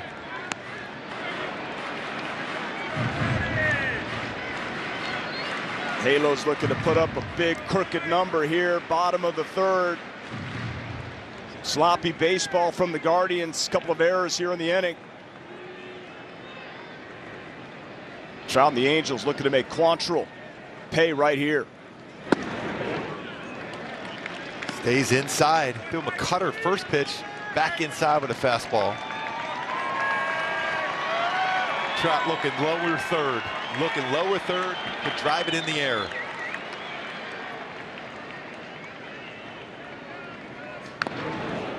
One and two.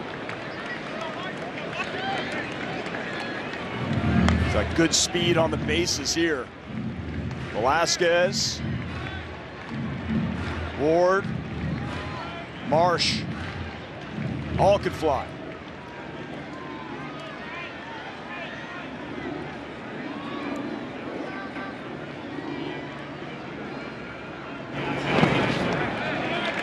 Tried to get him to chase a cutter, so he's a first pitch cutter. Fastball's in. Now a cutter. I think he's going to try a fastball in again. One thing with the bases loaded, it's always a tough pitch to pitch inside. Trust me on that one, because anything runs off the plate, they hit the batter, run scores. It's going in.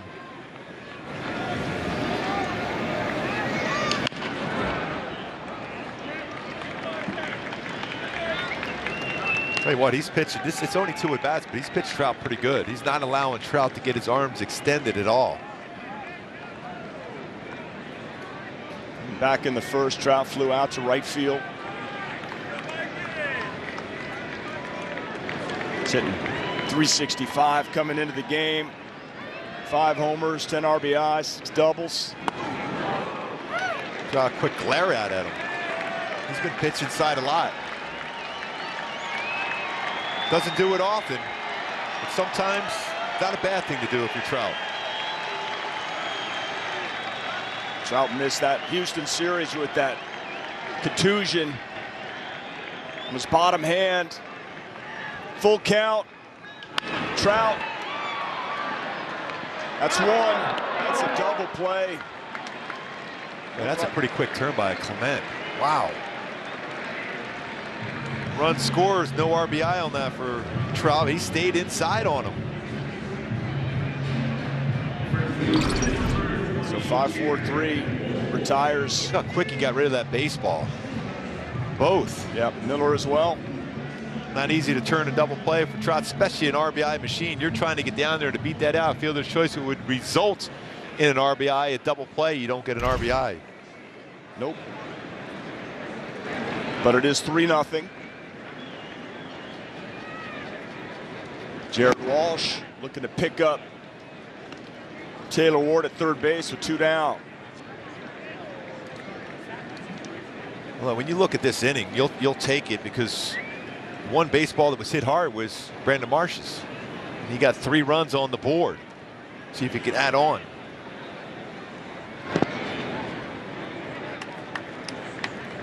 Especially considering the defense that the Guardians played.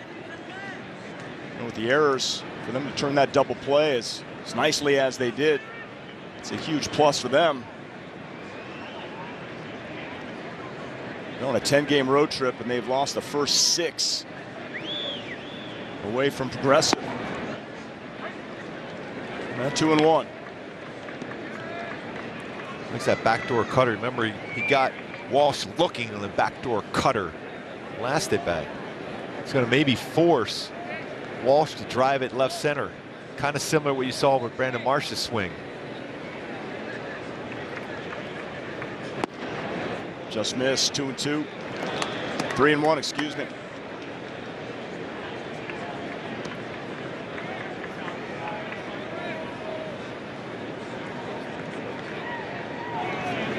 Angels offense, batting average as a team, first in baseball, first in runs, first in slugging, first in on-base percentage, stolen bases, OPS, dominating the American League. Winning percentage just coming in a half game on the Yankees.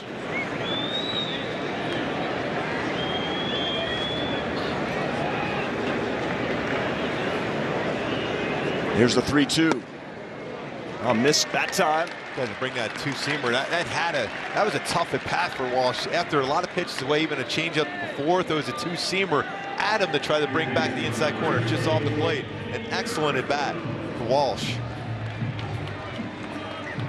2 walks in the inning, a couple errors.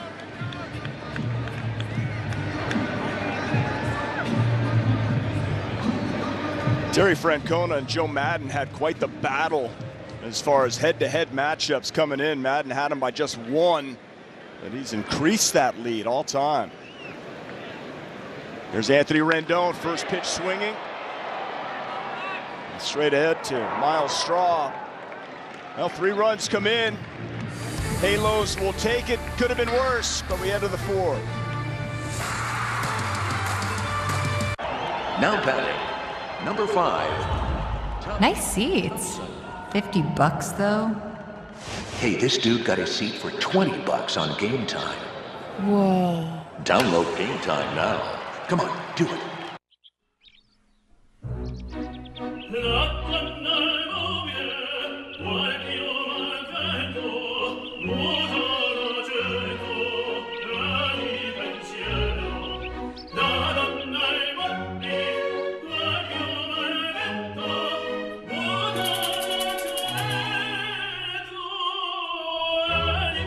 Good nights lead to great mornings. Get generic Viagra shipped discreetly to your door at RexMD.com. Hey, it's me, the summer breeze. I just flew back into town. Let's get outside.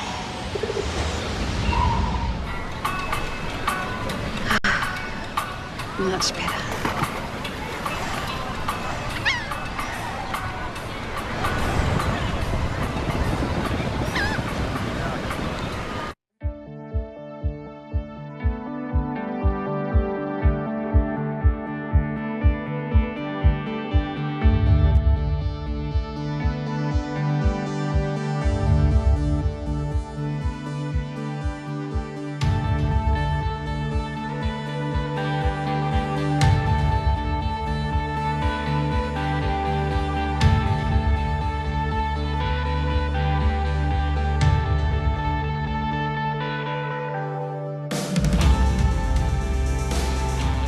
How about we check out the T-Mobile coverage cam? Temperatures settling in to around 70 degrees, cloudy skies, beautiful day. Hope you're enjoying your Thursday watching Angels baseball along with us. Mark Gubiza, Patrick O'Neill, Erica Weston. Just loving to see Reid Detmers put up a shut-down inning, 1-2-3 clean inning, but in the tough part of the order, led by this man at the plate. It's Jose Ramirez, multi-homer game last night.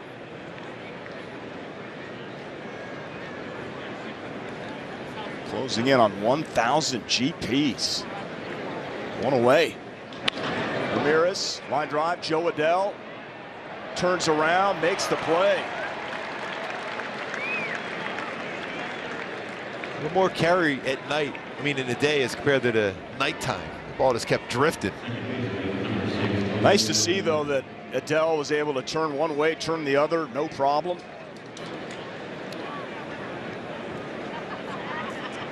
The more time he gets out there, the more comfortable he's going to get. That's not an easy corner. There's Owen Miller. Well, he is spotting his fastball really good so far.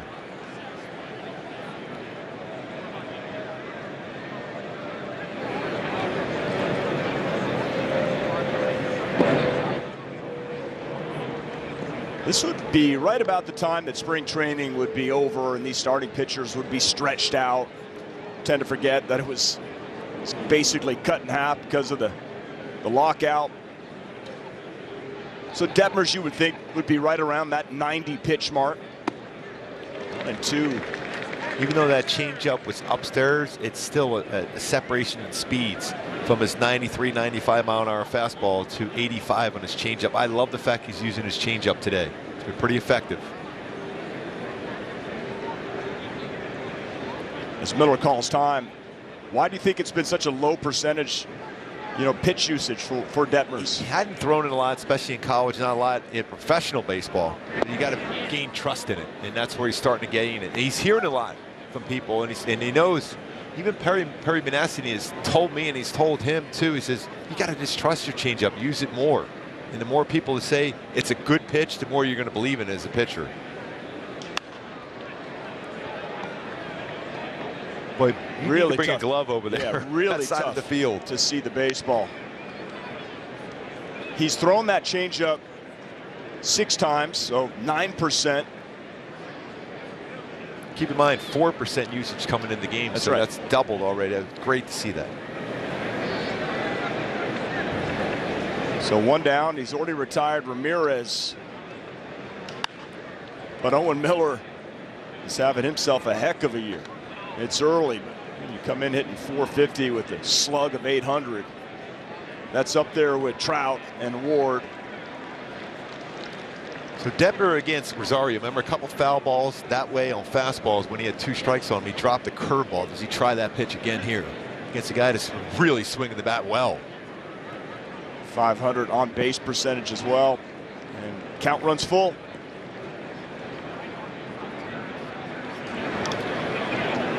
Almost got to chase that one. That was a pretty good one. Tight break. Josh Naylor on deck, 1 down. Full count here to Owen Miller. Top of the 4th, 3-0 Halos. Hit to Joe Adell. Right at him. 2 away.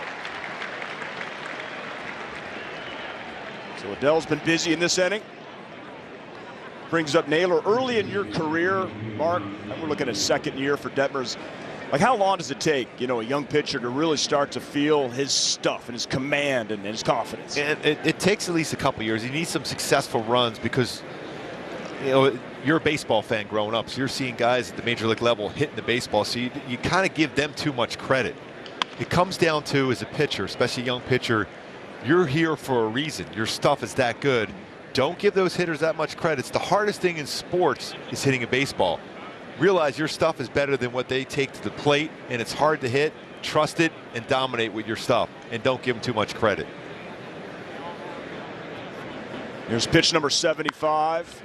So he's ahead of Naylor 0-2. 2 down.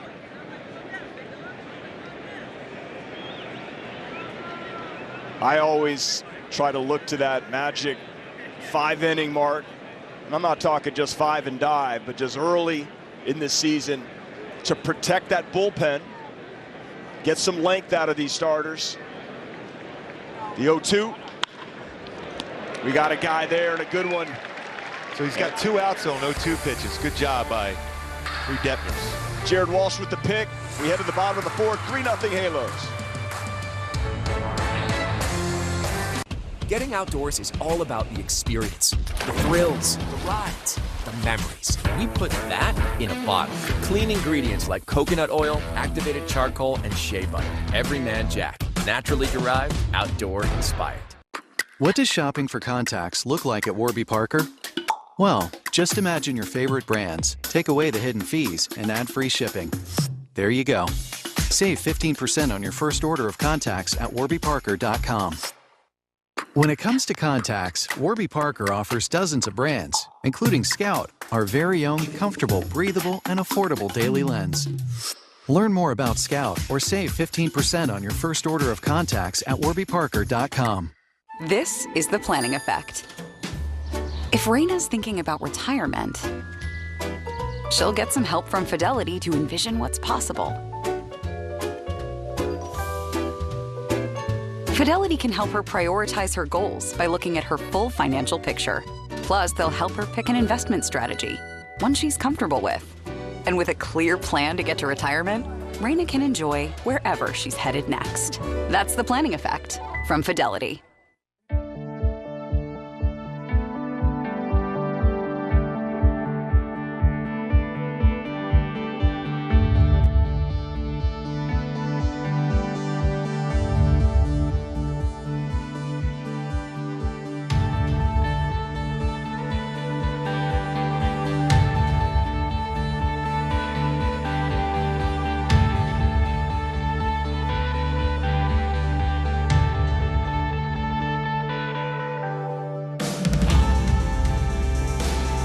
Coca-Cola Friends and Family Fun Pack. For only $44, you get 4 tickets, 4 hot dogs, and 4 soft drinks. For more info regarding the Coca-Cola Friends and Family Fun Pack, visit angels.com/Fun Pack. Fans having some fun in the stands. A lot of souvenirs, baseballs in the stands today, too, for the fans here at the Big A.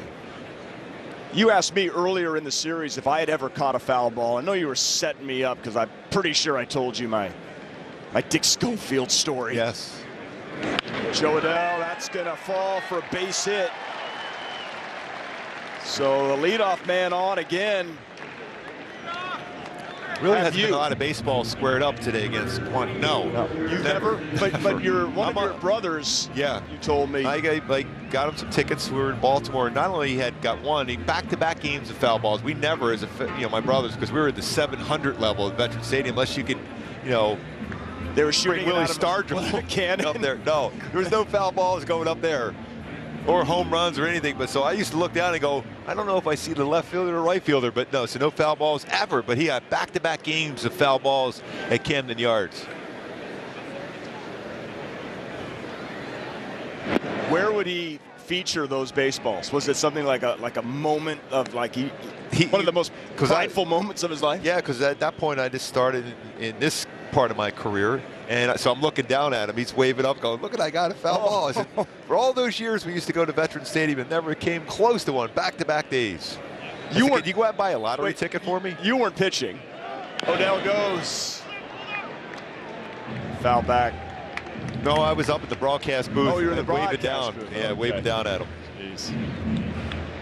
I see. You mean this part of your career. Yes. I only think of you as the big league pitcher, 2-time All-Star and the World Series champion. That felt like it was about 3,000 years ago. Yeah, I bet. I mean, every time you see, and here he is. He's been, he went to a lot of games and watched his brother pitch and all these things. But getting a foul ball, the excitement level for a fan when they get a foul ball, it's incredible. All right, back to Joe Adell and possibly being on the move here. Especially with a guy that doesn't strike out a lot of batters. So yeah, put a hit and run on.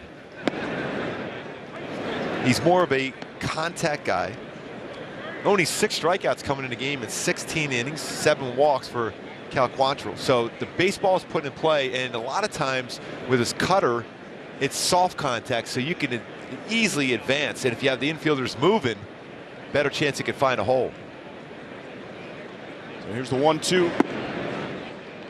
Tried to turn in on that one and take his base on hit by pitch. Whatever it takes to win. Suzuki walked back in that 3-run bottom of the 3rd. Only one of those runs were earned against Quantrill.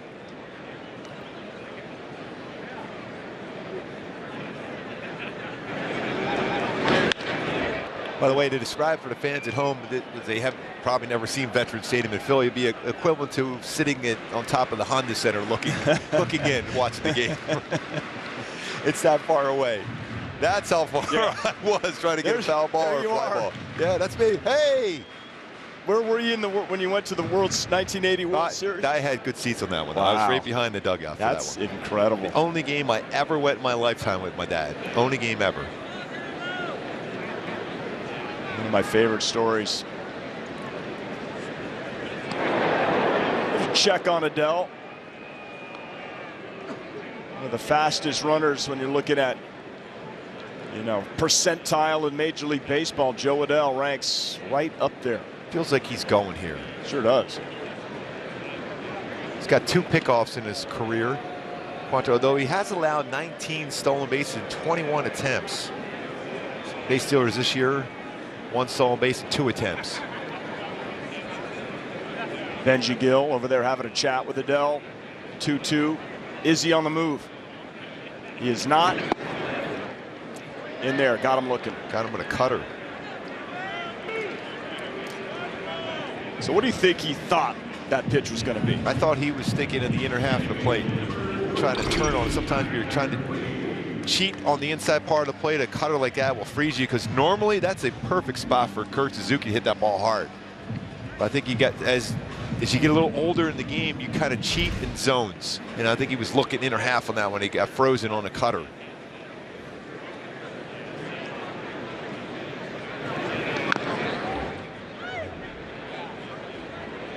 Tyler Wade back in that third, reached on that fielder's choice. And an error.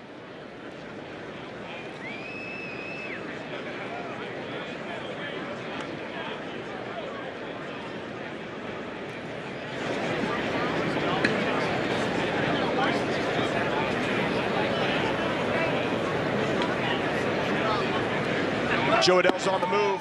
The throw down is a good throw, and Adele was called out.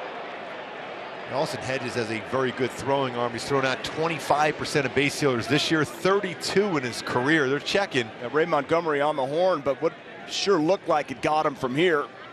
Joe walking off the field quickly. Usually a lot of times if you're a base runner, you're thinking, okay, I beat him.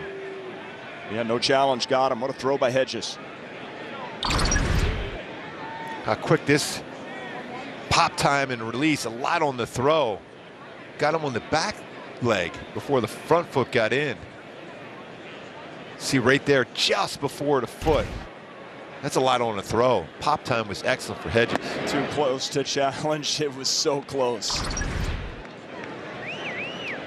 See, touch it just before. That was a great throw. I thought he had a perfect jump to be able to steal the base. Rosario with the tag. 2-2 to T. Wade. Solid receiver, went to J. Sarah High School. Austin Hedges, great throw.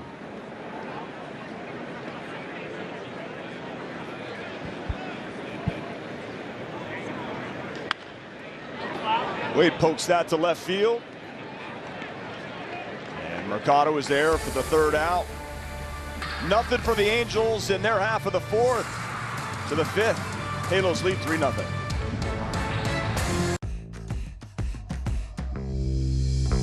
You want that home run feeling?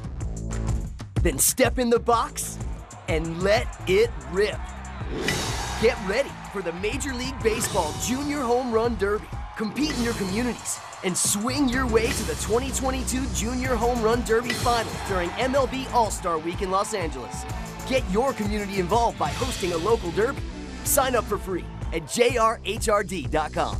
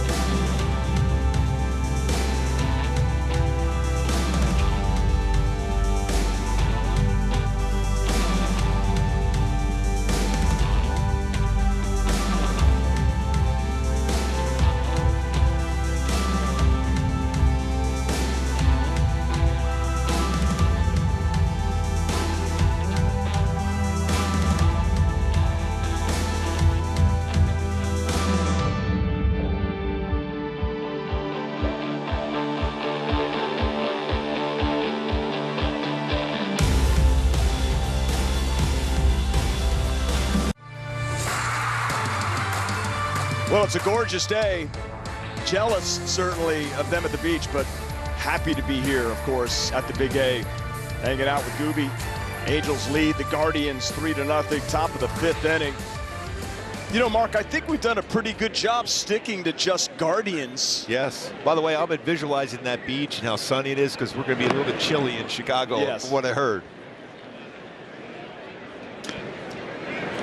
Not easy packing. I'm out of practice for these road trips. Man, I know I forgot something. And the Halos pitchers have done such a number on Franmil Reyes. I dare to say that was popped up, foul. That almost feel bad for a guy who strike out 11 times in a 4-game series. But I can feel bad for him once the series is over because he's dangerous. He's caught in between looking for pitches. He's getting some fastballs, a number of fastballs over the last 2 nights. And he's still thinking, all right, are they going to throw a changeup? Are they going to throw a breaking ball? He's seen a lot of fastballs, though. It's like right now, I think he's looking off speed here.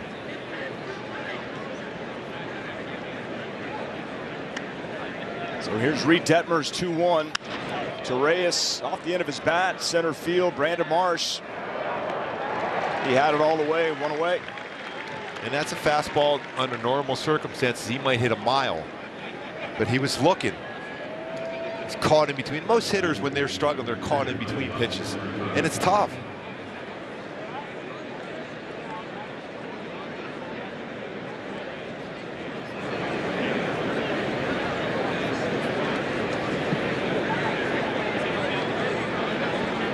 It's Oscar Mercado. 1 away here in the 5th. Back to Detmers, second time. That's a high throw. And Walsh gets his foot on the bag. Tell me how challenging that throw can be. And because I'll go back to what happened to Cal Quantrill. Right. You're so used to throwing down the hill. So when you're up, you feel the ball like that, you're kind of going uphill. So your foot is not bending and you're not landing on the ball. Your foot, you're landing on your heel, and that forces the throw high. It sounds simple, but when you're still in that incline and then boom, that front leg is stiff, that elevates your throw. Walsh knew something was coming high, didn't he? I've always taught kids in high school and every level, once you release the baseball as a pitcher, think of yourself as an infielder. You're considered the 5th infielder, so you stay low. You stay athletic, and it allows you to keep your arm at a lower angle, and you're going to have a better throw instead of a high elevated throw. A lot of times you'll see pitchers just run off that mound as fast as they can and throw it underhand.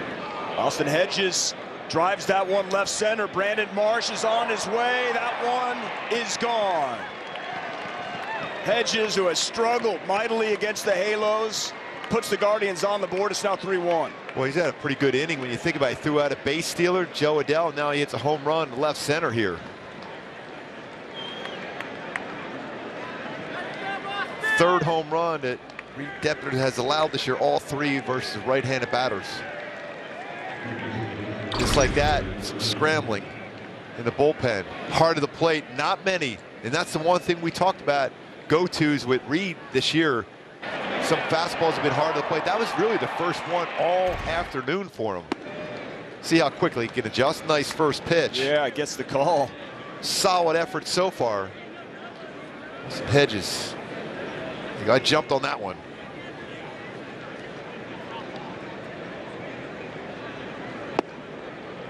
There's that changeup there, Gooby. Good one. 0-2. Great arm action. Archie Bradley now up for the Halos. Detmers 1 out, 1 strike away from qualifying for the victory. Tried to back-to-back changeups. A lot of times when you throw a really good changeup, you think, okay, I got to throw a little better one. No, you throw it exactly like you threw the pitch before because it was a high-quality changeup. Ernie Clement bounced back to Detmers his first at-bat. That one misses badly, 2-2.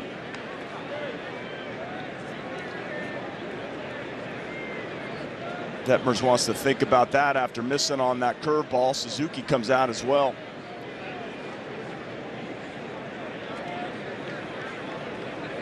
Possibly giving Bradley a little time. You'd have to think this will be it for Detmers, right?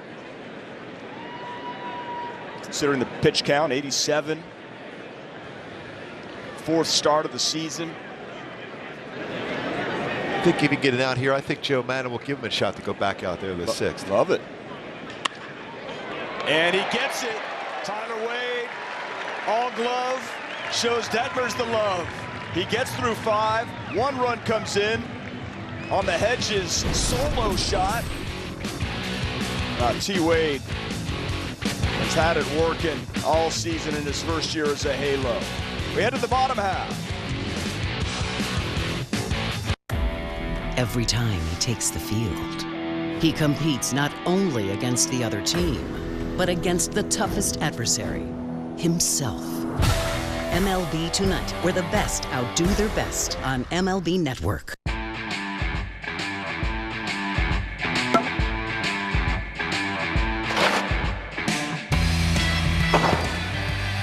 It's time for MLB Pitch, Hit, and Run, the official youth skills competition of Major League Baseball.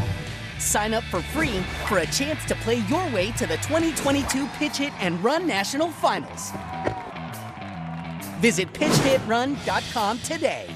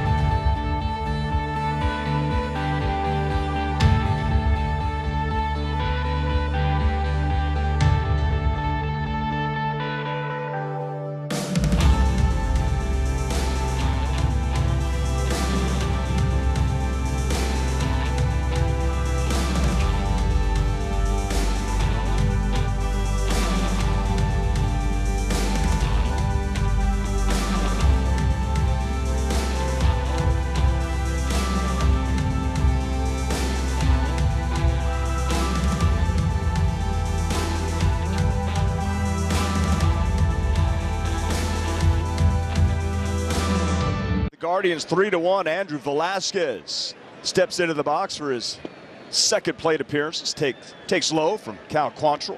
On deck is Taylor Ward, then Brandon Marsh. Should anybody get on, Mike Trout. Oh, bat shatters. Velasquez grounds out. Good speed. Almost gets there. Boy, that last stride, he's almost able to beat that one out. You know, on Tuesday, Velasquez is trying to work on his sacrifice bunts, particularly from the left side. Benji Gill told me he's just got to work on that, taking that pace. And today, this is what he gets done. And, you know, that's practice making perfect. Patrick, you can see how level the bat was. Sometimes you tilt the bat one way or the other way. You'll either pop it up or miss it. Level bat did a nice job as far as making that contact. You're basically playing catch with the bat. So you keep it level, you can move your hands, you can move it your knees up and down, but you keep the bat level to make that contact and get it on the ground. Taylor Ward now. The damage he has done in this series, 7 for 14, 3 homers, 8 RBI, 7 runs. Second player since 1900 with a double, a triple, a grand slam, and 4 runs in a single game. How about the name he's compared with there? Yeah, Roger Maris. Wow. Part of the M&M boys back with the Yankees with Mantle and Maris. At one point, had the all-time home run record in a single season with 61. That season took a lot out of him. Yeah, there was a lot of stress, especially when you think Babe had it and then him and Mickey were battling all the way through. Wow. Also with the old asterisk and the, 162 versus 154.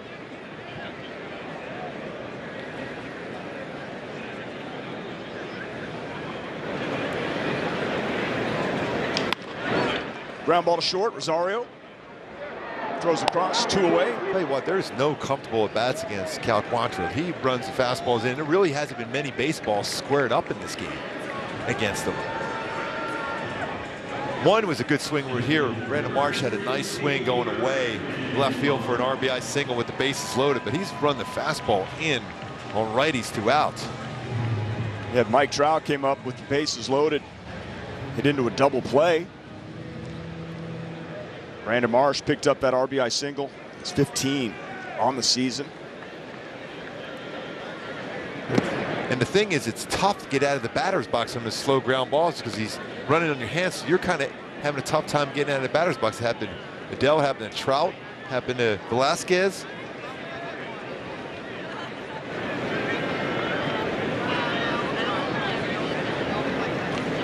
Marsh right up the middle, base hit, his second of the game. Great contact. So that brings up Mike Trout and leads us to our Kia player profile. Obviously, we talk a lot about Taylor Ward, Shohei Ohtani, but let's not forget about what's going on here with the GOAT. AL ranks first on base, first slug, first OPS, 14 runs is second, 5 home runs, currently fourth. Got a 10-game hit streak to boot.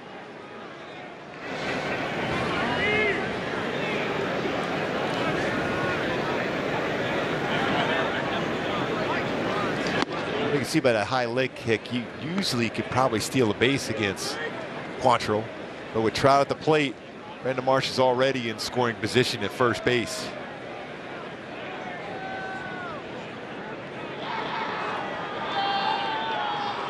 Here's the 0-1 to Trout.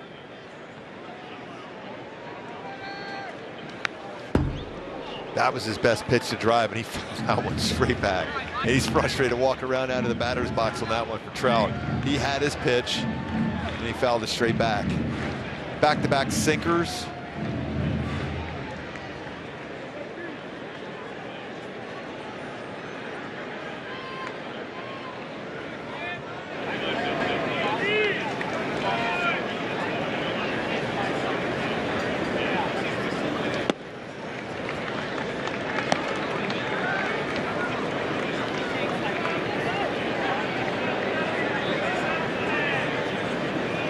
Wouldn't expect him to see anything in the zone here.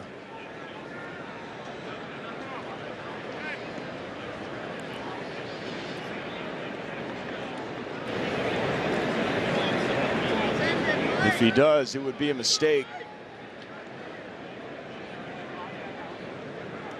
Marsh goes. Here's the throw from Hedges. He steals it. Moves into scoring position. I like that. It's a great jump. 2 strikes. If he's thrown out, it gives a fresh at bat to Trout. Now Trout has an opportunity with a runner in scoring position. As a base hit, could score him. How quick that pop time, how quick the release is for Austin Hedges behind the plate. But a nice jump by Brandon Marsh, his 3rd stolen base of the season. 14th this year for the Angels. Caught 10 times, 24 attempts. Like it, aggressive. Tied for that team lead with Shohei with 3 steals. Trout fouls that back. Oh, what a great catch by a fan. He's got the refreshing beverage in his left hand, snags it with his right. Bare hand. Nice play. Yes. Didn't spill a drop. And it's off the bat of Mike Trout. Count runs full. Muscled up on a cutter.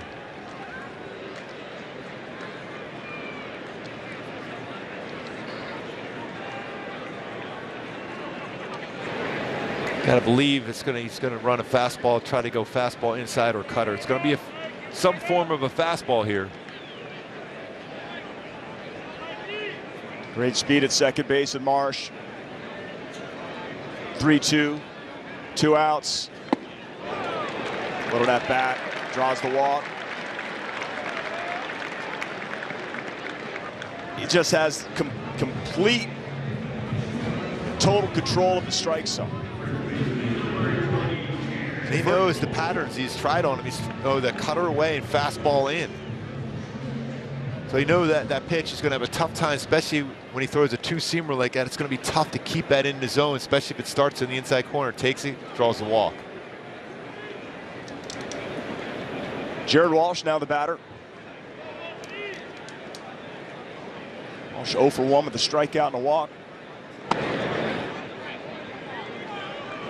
3 walks in the game for Cal Quantrill, 2 strikeouts. Pretty similar to the pattern this season where he's had 7 walks, 6 strikeouts in 16 innings. So he's a pitch to contact guy, but a lot of soft contact against him, including some soft contact today, but enough to give the Angels 3 runs.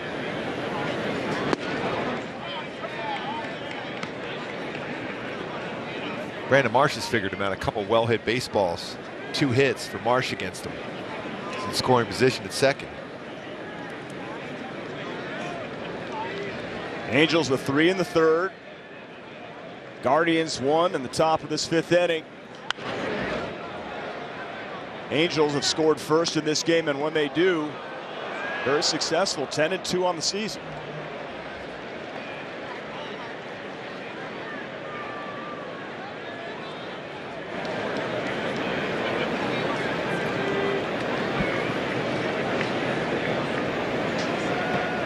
This will be the 20th pitch of the inning for Quantrill. Tried to run that 2-seamer at the hip and bring it back to the inside corner, but it started on the inside corner and drifted out over the plate.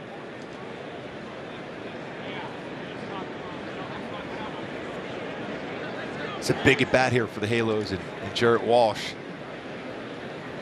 Good speed on the bases for the Halos. Here's the 2-2. A count runs full. Anthony Rendon waits on deck. Even better now, the runners can be on the move.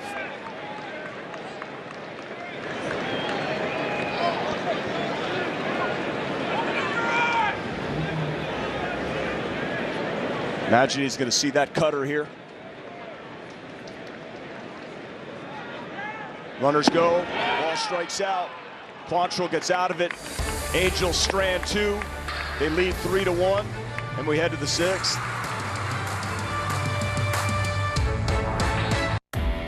Every time he takes the field, he competes not only against the other team, but against the toughest adversary, himself.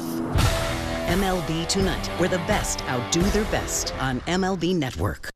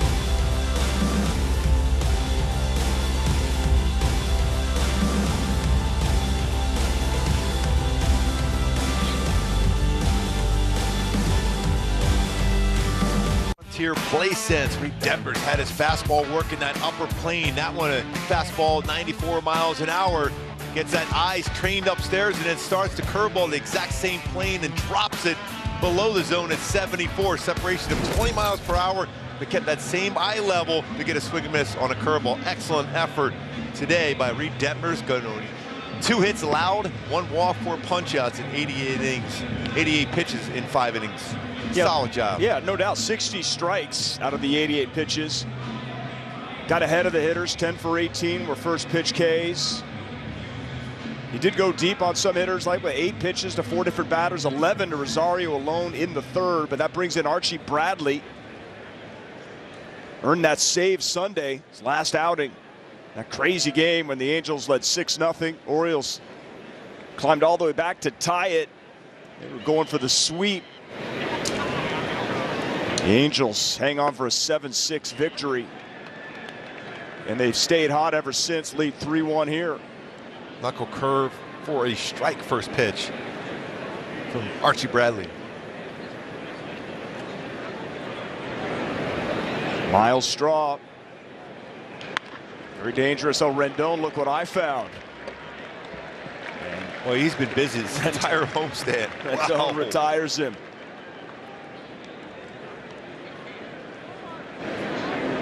Not a lot of action in the infield today so far, but right there, a tough hop. Playing in, that's off the grass, a little different than it would be if it gets to the dirt. I just love his prep step. He gets in that fielding position, so he can go right, left, come in on the baseball, dive. We've seen that enough in this homestand. Just love that sidearm throw on the money. Ahmed Rosario struck out twice in this game, 2 for 15 in the series. Put up some battles against Detmers. That curveball beat him. But with Jose Ramirez on deck in a 3-1 game, this is a big batter here for Archie Bradley. This is high leverage stuff. This is why you got him. This is why he's here in this game. Pops it up. Tyler Wade calls that emphatically. 2 down. Love it when Jose Ramirez comes to the plate with no one on, like you said, Patrick. It's been so key to the series. I mean, he had the multi-homer game last night, but the game was pretty much out of reach. And other than that Austin Hedges solo homer, Ramirez has had all the RBI in this series.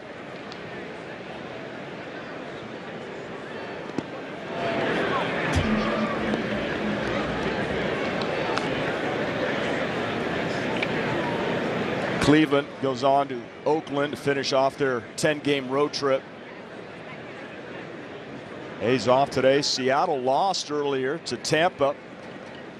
2-1. Rays victorious. Houston does get a win in Texas, 3-2. Verlander gets the W. Goes 7 with 8 Ks.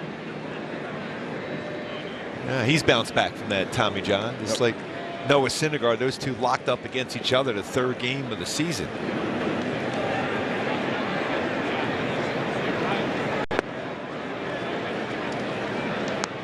He's had a couple of changeups in the sequence.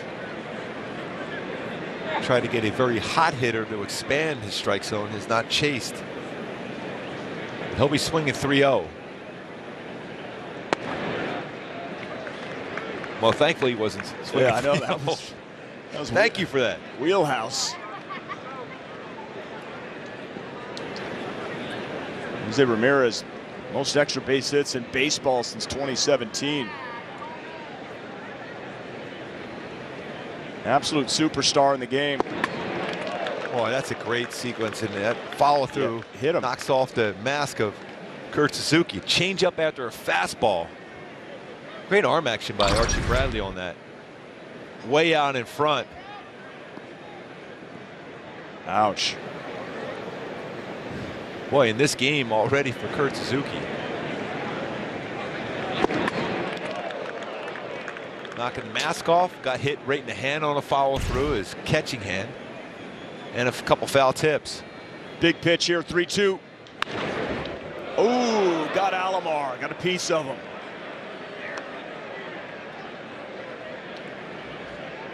He's not even flinching. No. Nothing. Well, you don't see Suzuki flinch. You're not going to see Sandy flinch. Still amazing when you think about how big he is, and he was a catcher. Yeah. Wow. A very good one. Well, he kept it in front of him. That is awesome stuff from Archie Bradley. Comes into the game, and he takes care of Jose Ramirez on a strikeout, and we go to the bottom of the 6th.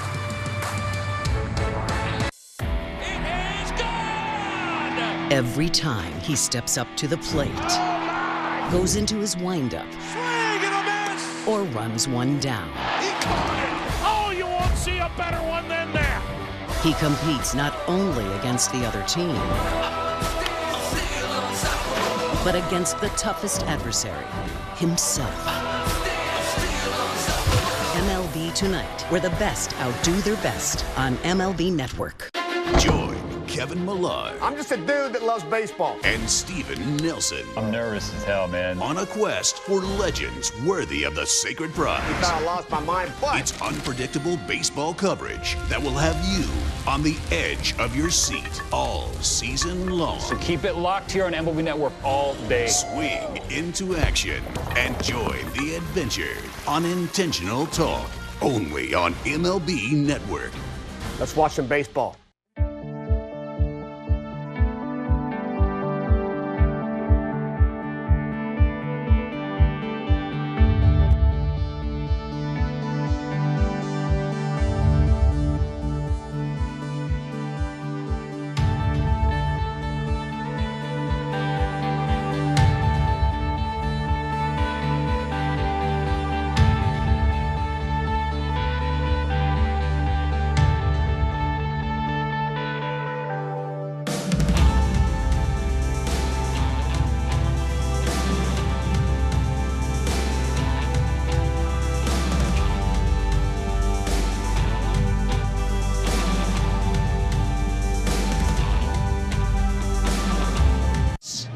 Angels 3, Guardians 1.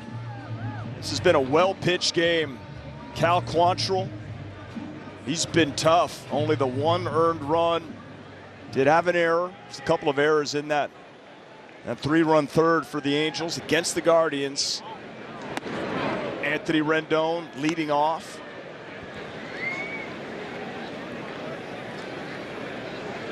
Brian Shaw's now up for the Guardians.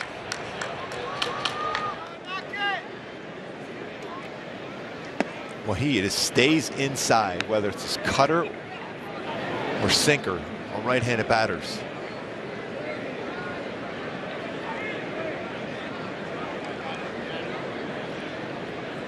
Two flyouts to center fielder Miles Straw, but good series for Rendon.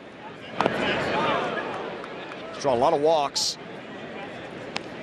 That was in on the hands. Quantrill's been living inside there. He has not backed away from pitching inside, even though every once in a while, if you pitch inside enough, a pitch or two will cruise out over the plate and get hit a long, long way. After the game, Angels will head to Chicago for a 4-game series with the Chicago White Sox, a little wraparound series, Friday through Monday, then take on the Boston Red Sox. It's going to be cold. And Rendon strikes out number 1. But I'm looking forward to seeing Noah Syndergaard. Yep. That'll be a matchup. It's Lucas Giolito. So here is the road trip. Some odd start times also. Some day games. 4-game set with the battered White Sox. A lot of injuries. And a fun one at Fenway. 3 against the Boston Red Sox. And then got the Nats in town. Hope to see here at the Big A. Inside again. I don't know how that missed, Joe. If he's on top of that sinker and you run it inside, it's tough to control that inside part of the plate.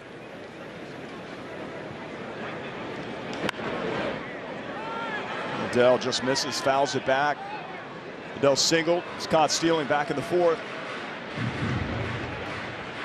And another soft contact because he runs inside. He doesn't get many pitches where you get the barrel of the bat on it against him. Brandon Marsh really the only one today. Twice got the barrel of the bat. Even Taylor Ward, his RBI single was towards the handle. He was just strong enough to get into the outfield for an RBI single. And 4 hits for the Angels this afternoon against Quantrill. Off day for Shohei Ohtani, the first off day for Shohei on the season. Available to pinch hit if needed. Ground ball, Rosario throws it across to get Adele for the 2nd out, bottom of the 6th. More soft contact against Cal Quantrill. You hear that One Love walk-up music, you know it's Kurt Suzuki.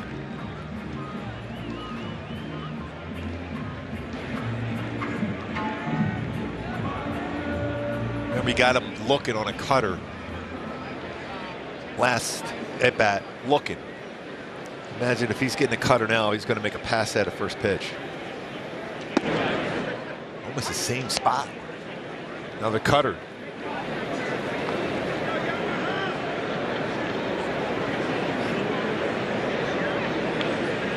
Seems like it's the only pitch he's thrown the entire game. Other than that sinker, of course.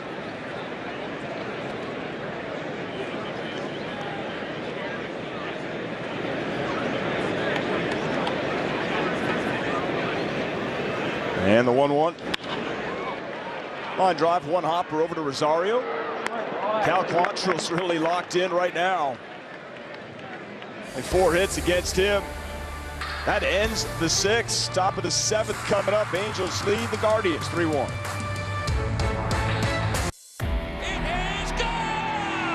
Every time he steps up to the plate, goes into his windup, or runs one down. He caught it! Oh, you won't see a better one than that! He competes not only against the other team, but against the toughest adversary, himself. MLB Tonight, where the best outdo their best on MLB Network.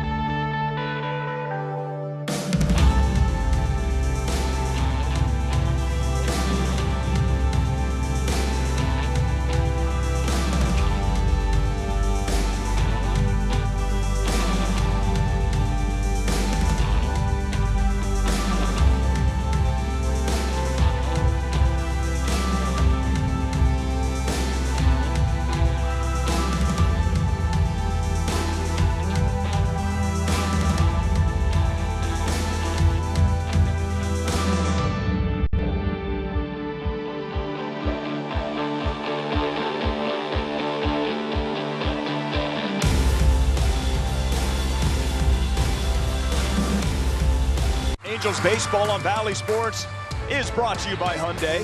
Learn about Hyundai's advanced technology and award-winning safety. Visit buyhyundai.com or see your SoCal Hyundai dealers today. Buy Jack in the Box. Try Jack in the Box popcorn chicken combo for $5.99. Get it classic, spicy, or 50-50. By OC Healthcare Agency. Build your healthiest self at angels.ocnavigator.org. And by your Southern California Cadillac dealers. Tight ball game here at the Big A. The finale of a 4-game set against the Cleveland Guardians. And Joe Madden, he's going to the big guns right now. Aaron Loop has been fantastic for the Angels. We've seen 5 innings from Detmers, great inning from Archie Bradley. This is why you go out and spend big on Aaron Loop. Yeah, he's been really good. That deceptive delivery, the crossfire fastball, changeup, breaking ball combo.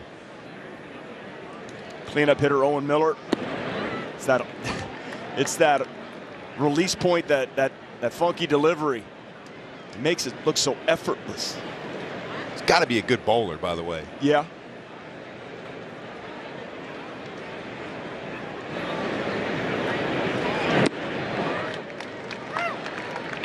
He would actually make a good bowler, like if they were to do a Kingpin 2, right? He'd be a good character in that with that mohawk he's got. Like a Louisiana Lightning bowling ball. And the 0-2. Oh, yeah, he got the call, 1 down. See, that might have touched the strike zone. It wasn't exactly where Kurt Suzuki was set up. It was close. That's why you go borderline pitch. You don't waste it so far out of the zone. Went backdoor cutter. It's just maybe about a quarter of a baseball off that outside part. Suzuki holds it. Roberto Ortiz rings him up. Josh Naylor now. You know who's got to be fired up are those Super Loopers with the Aaron sign and their getup. Maybe they have day jobs, I don't know. Just disappointed they're not here. Right out of the bullpen, a lot of strikes. 5 pitches, 5 strikes for Aaron Loup. Right now, let's give you a quick word from Hyundai. It's your journey. Own it in the Hyundai Santa Fe. That's a quick word, and Loup looking for some quick work. Here in the top of the 7th, Angels leading 3-1. Well, that's a great just miss. That's just a little bit below the strike zone. When you hear the oohs and ahs a hitter, you're more apt to chase something out of the strike zone the very next pitch. You felt you got away with one. So it's one of those times you might not necessarily have to throw a strike if you're Aaron Loup. You get a swing and miss.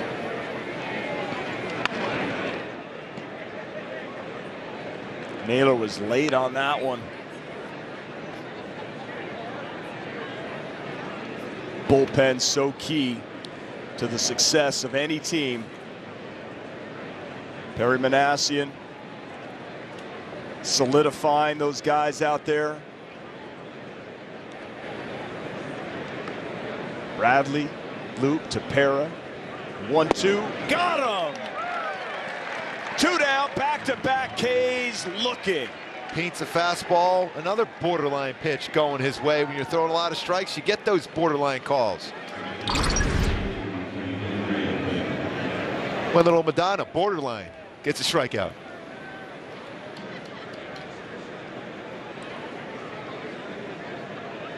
This guy keeps pitching like this. Loup, the offseason, going to take the family on a real nice vacation.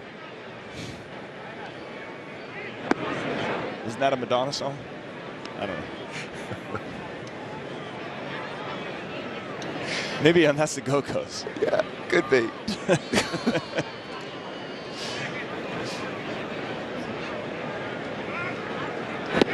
Reyes, swing and a miss. Good cutter working today for Loup.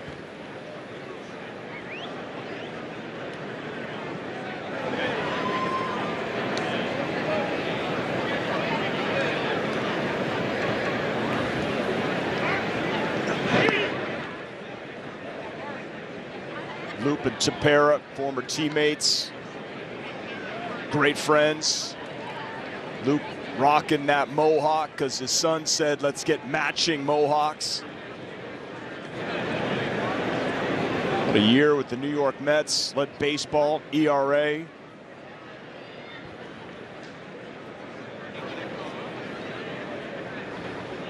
He's got 2 down here in the 7th.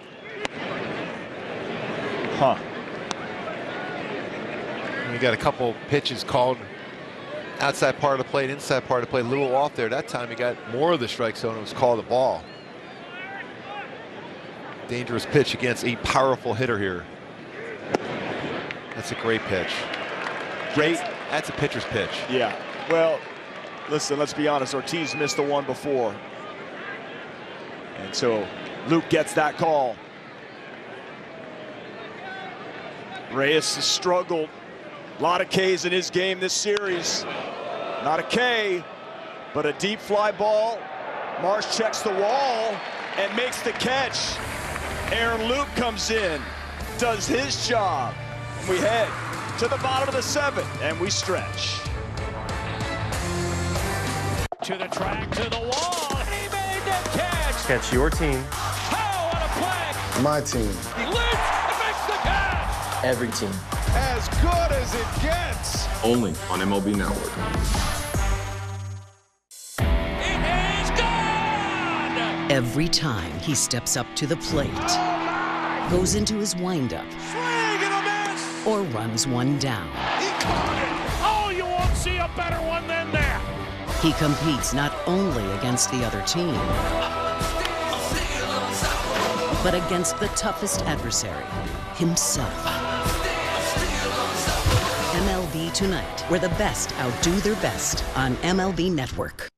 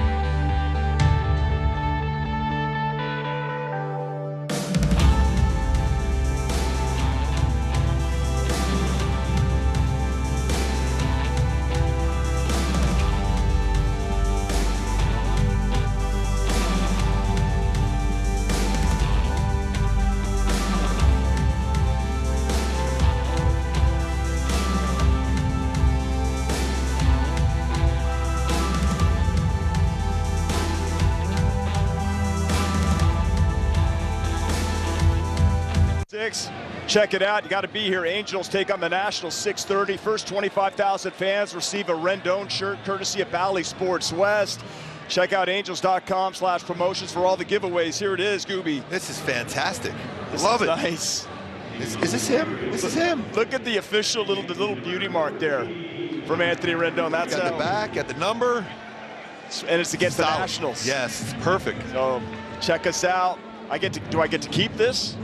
Well, I am. I know that. I know. This is fantastic. I've already worn it. You know, we can walk around Chicago and Boston with this on. Maybe we'll get an autograph from Anthony on the plane tonight. Well, would you ask him for me? Yeah. Possibly. Yeah. I don't want to bother the big man. Well, it is two of us, and he's always known as Tony Two Bags. So we got two of us here. Right. We got a shot. It's 3-1, bottom 7. Brian Shaw is now the pitcher. Speaking of cutters, a lot of cutters for Brian Shaw. Just appeared in his 700th career game. Speaking of cutters, and we brought up movies earlier, he could play a part in the movie Breaking Away. Cutters in the townies. Oh, great movie. Great movie. Bicycles. Just in case my buddy Hart Bachner, who is a townie, is watching. Big baseball fan.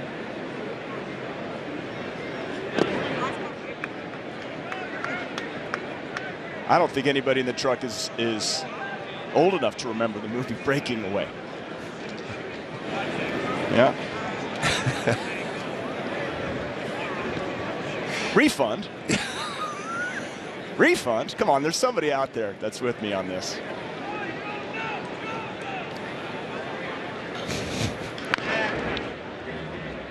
I'm just going to break away from the conversation. That's what I'm going to do. That's a great effort, Patrick.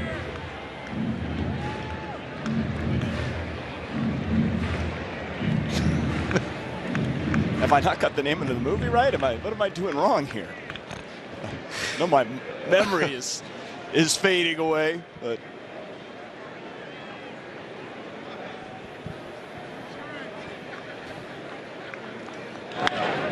poke a little base hit. Why don't you, T. Wade? Is he thinking too? This guy's got wheels. The throw. He's in there. Boy, how quick is he? His slide, it's like he's just sliding on like he's on a sheet of ice when he slides. T-Wade.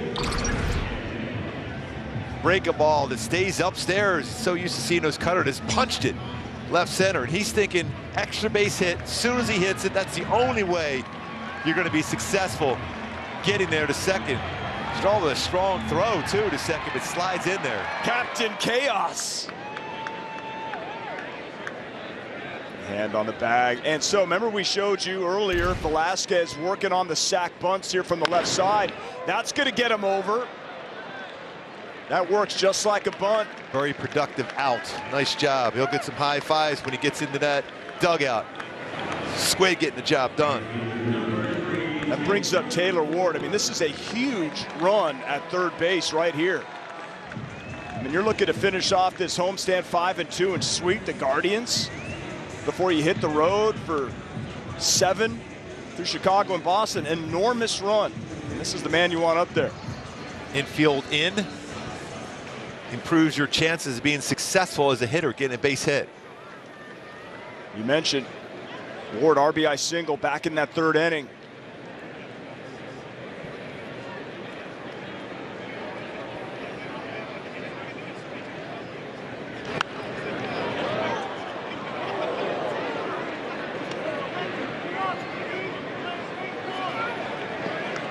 That one fouled back into the seats and in a hurry.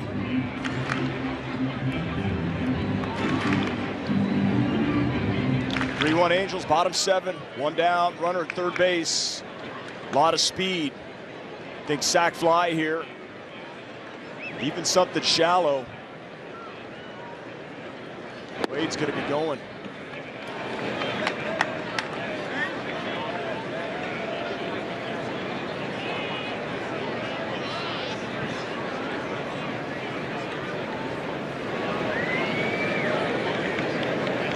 Taylor Ward at the dish. Tyler Wade at third.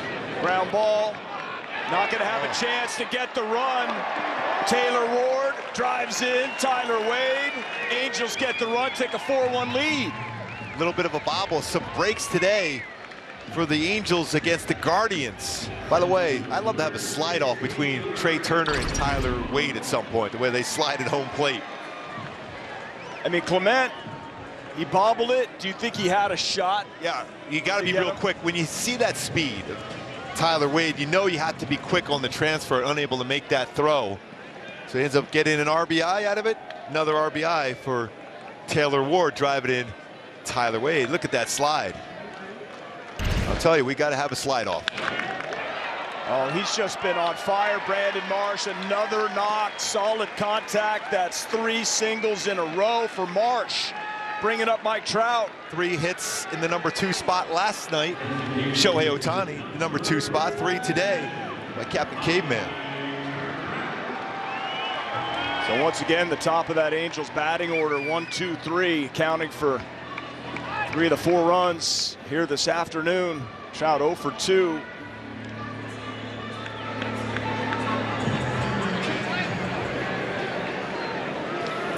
Could bust this game wide open, one swing of the bat.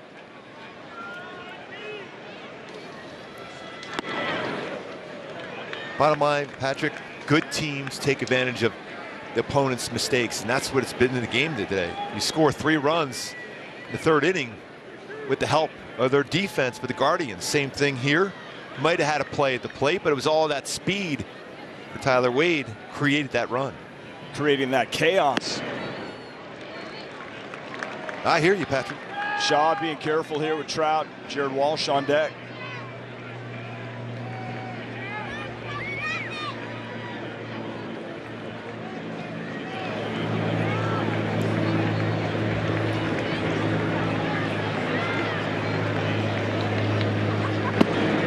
In there, 2-1. So we've seen 5 innings from Detmers, 1 from Archie Bradley, 1 from Aaron Loop, and expecting to see Ryan Tepera pitch the 8th and possibly set up Raisel Iglesias. Tepera can go multiple innings though. 2-1, I should say. Misses. 3-1. Boy, has Trout been pitched inside a ton in this game.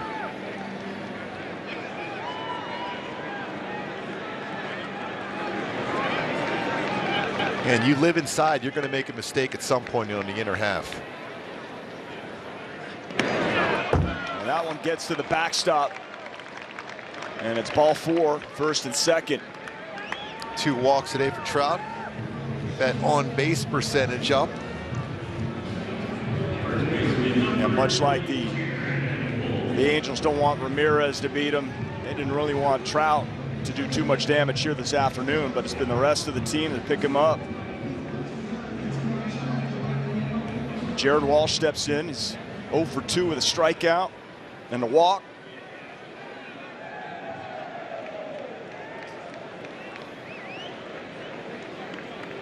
Two homers, 9 RBI in the season.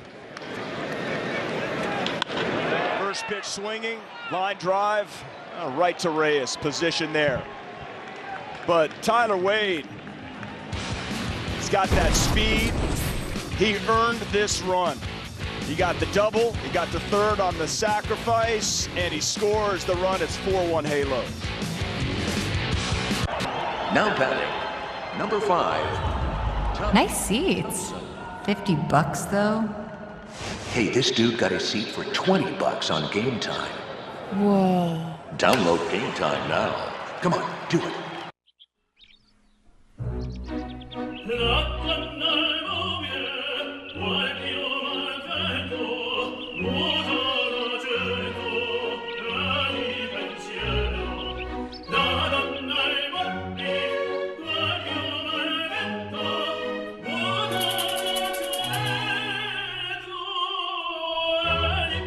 Good nights lead to great mornings. Get generic Viagra shipped discreetly to your door at RexMD.com.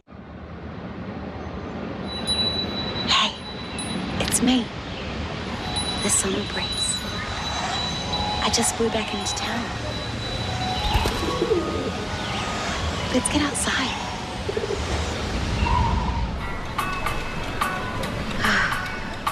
Much better.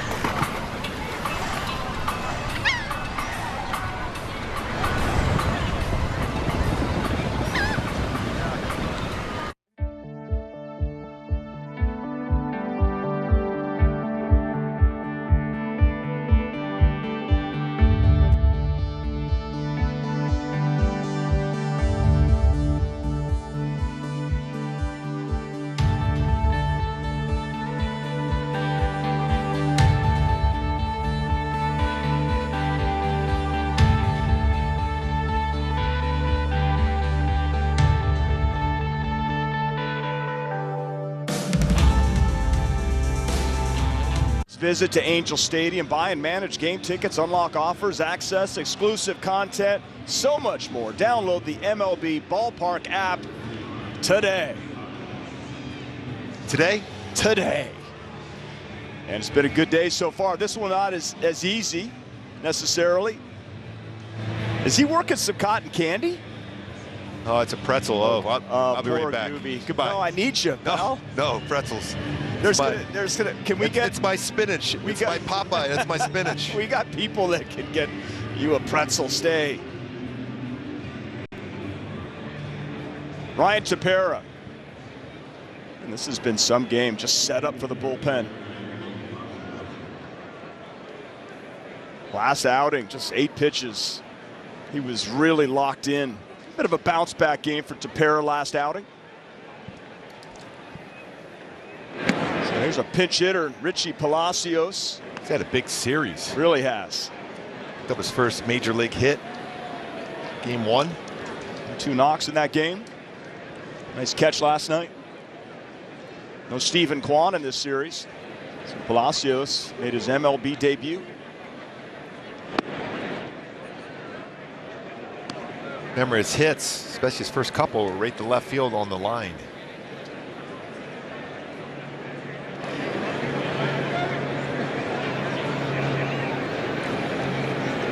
Angels play him to pull. Pops it up. Tyler Wade, high sky. Joe Adell coming in, calls for it. 1 away. Not much ground Joe Adell covered on that one.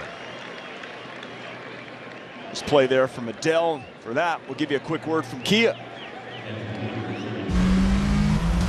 Presenting Kia's lineup of exceptionally capable all-wheel drive SUVs.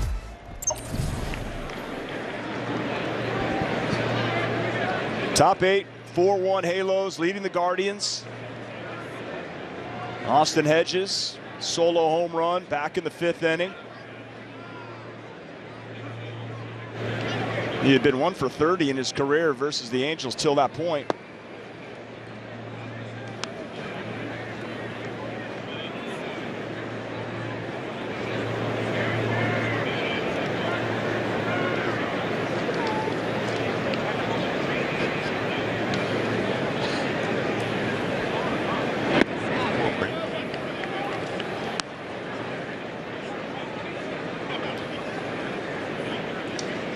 See if we can get a ground ball right here. Behind in the count.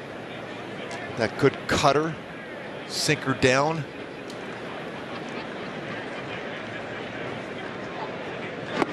In there, 2-1.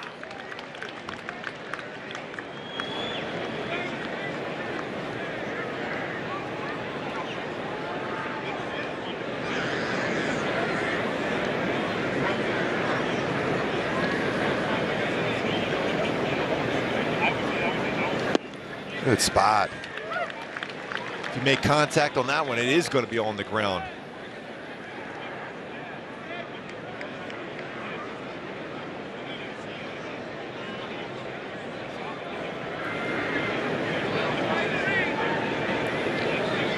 Here's the 2-2 coming to Austin Hedges.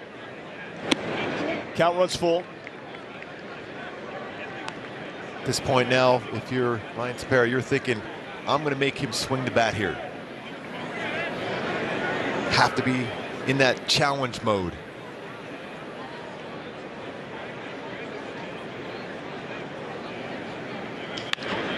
He's going to just poke a single right in front of Brandon Marsh. Good piece of hitting. Good pitch.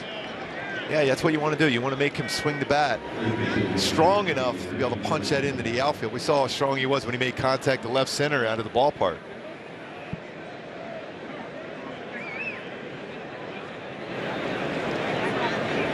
Maybe a chance for a ground ball double play. Ernie Clement 0 for 2.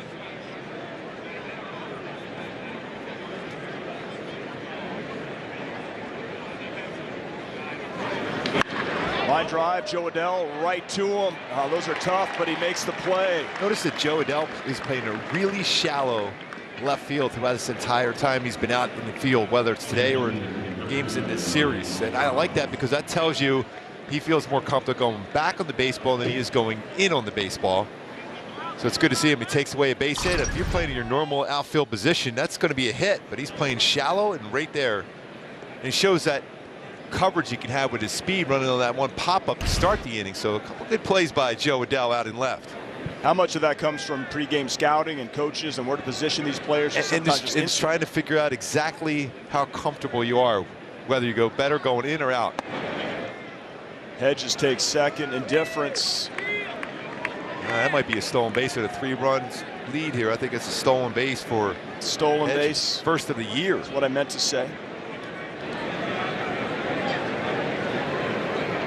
They were just indifferent about throwing down and trying to get him.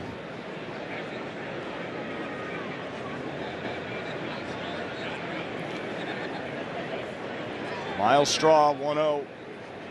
Top 8, 4-1 Halos lead over the Guardians.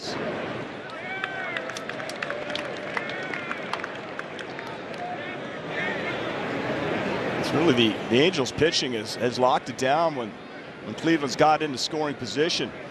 In the series, just 1 for 14 in the risk category.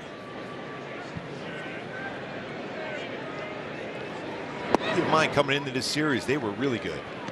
As far as batting average, runners in scoring position, they struggled somewhat in New York on this road trip they've been on. But early in the season, they were as good as any team in the game.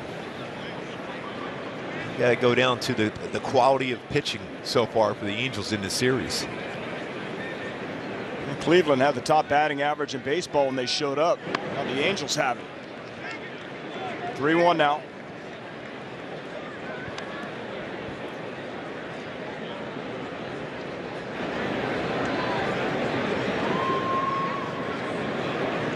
Joe Madden holds a 78-75 edge in games managed against Terry Francona, including the playoffs and big postseason wins for Madden, including 2016 World Series. The pitch, 3-2. The pitcher's pitch. Miles Straw not real happy about it. He's got a good eye. Looked like it got the outside corner though. That's paint right on the corner. That is a strike.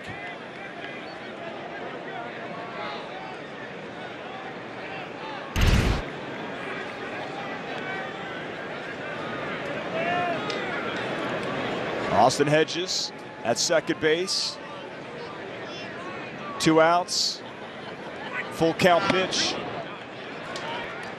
Walks him first and second now. You know what? Miles Straw's had some really impressive at-bats this entire series. A little bit of nervous time here at this point of the game, first and second. Rosario up, and then should he get a big hit, Jose Ramirez.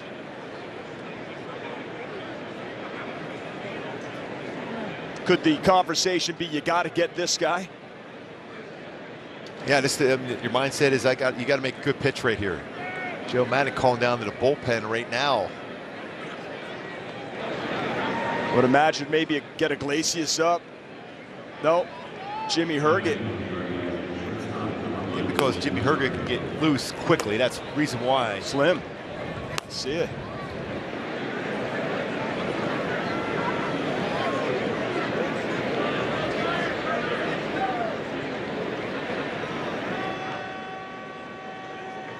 So Med Rosario takes strike 1.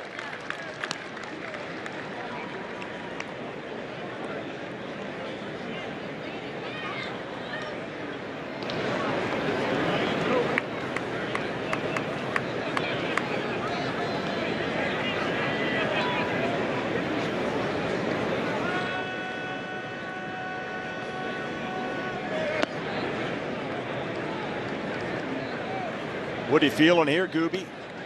Looks like he wants to go that cutter, so it's going to be important for Jared Walsh to have a lot of coverage on the right side of the infield with Tyler Wade playing more up the middle. So very important for Walsh to be able to move around and cover that ground. A cutter away, Rosario might try to punch it right center.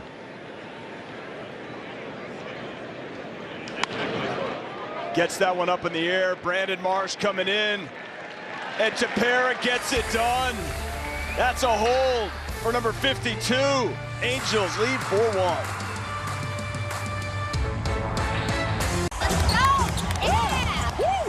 With the Game Time app, I paid 60% less than this guy. What? And it's not just sports tickets. It's also concerts. Seriously? Performances, too. Oh, come on! Game Time finds you the best last-minute deals and guarantees the lowest price. Am I underdressed? Download Game Time. Last-minute tickets, lowest price, guaranteed.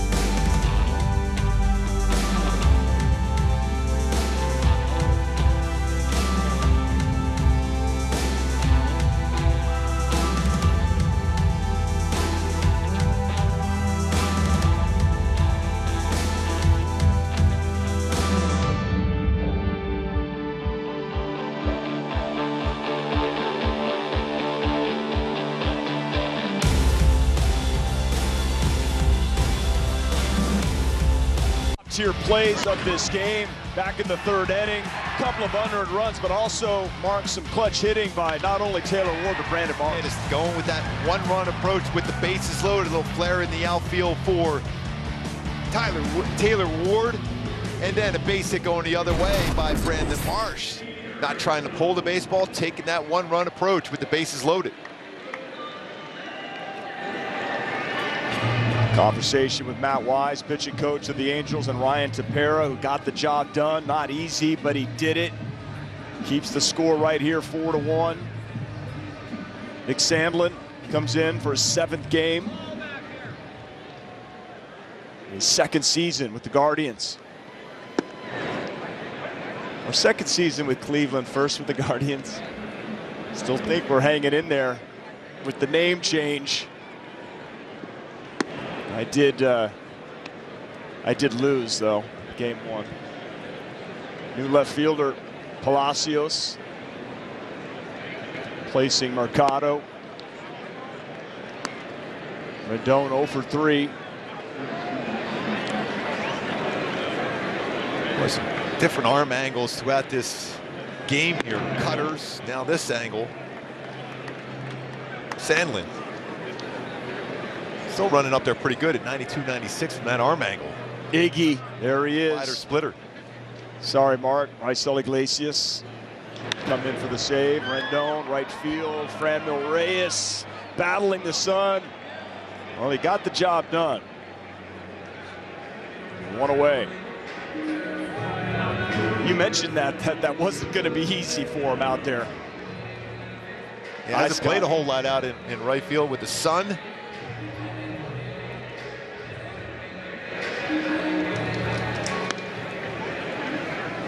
Joe Adell, solid game in left field here this afternoon. Also single back in the 4th.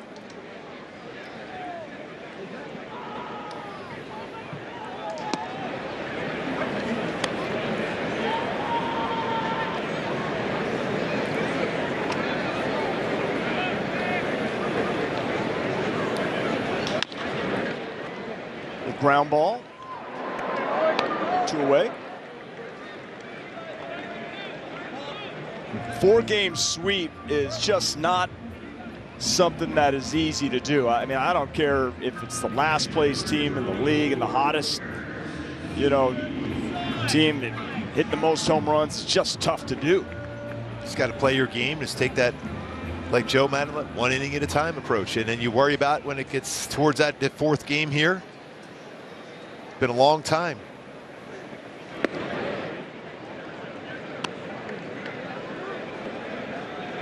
Kurt Suzuki walked and scored a run back in the 3rd. Also got Mike Trout off his feet. Kurt, one little timeout. Yeah, not granted. What's that, about the 3rd time in this series, isn't it?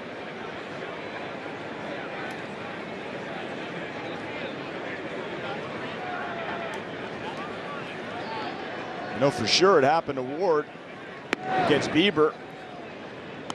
This Ward happened to Joe Adell. Yeah, also, that's right. Homestand at least.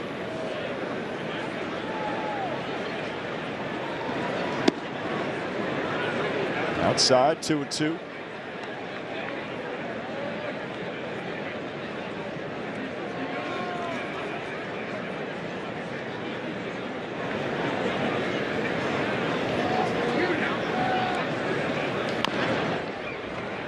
Little chopper foul. Thor takes the hill tomorrow in Chicago. It's a great matchup.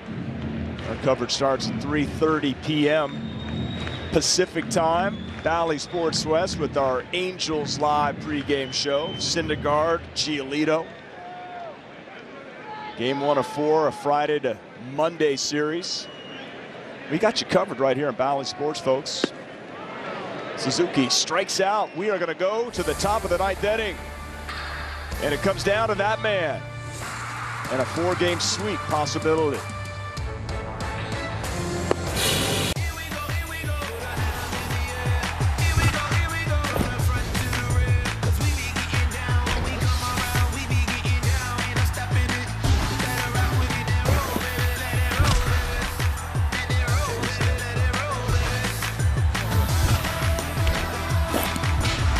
Watch games and coverage all day, every day, your way on MLB Network.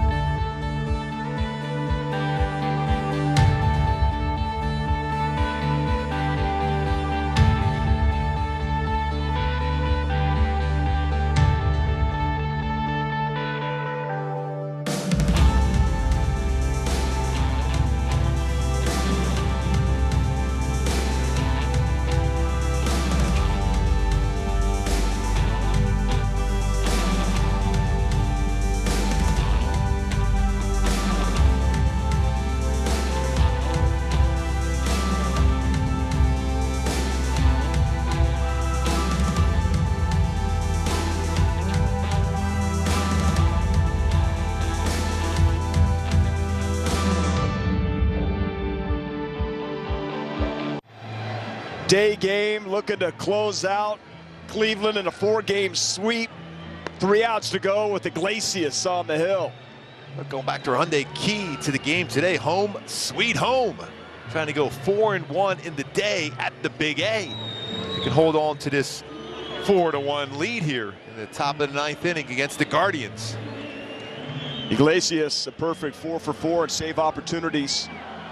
Looking for number 5 here this afternoon. This game is, although not the big offensive numbers, it doesn't matter. I mean, you got 5 from Detmers, and you have Bradley, Luke, Tepera, and now Iglesias. Got to get W's early in the season. Angels in first place. 5 games over 500. 4-game winning streak. And one of the best in the game right here to close the door.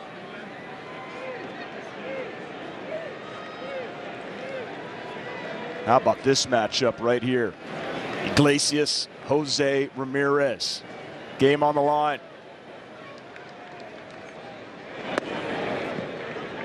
Boy, there's 3 different out pitches that Raisel Iglesias can go to. Starts on that first base side of the pitching rubber. Fastball, slider, changeup.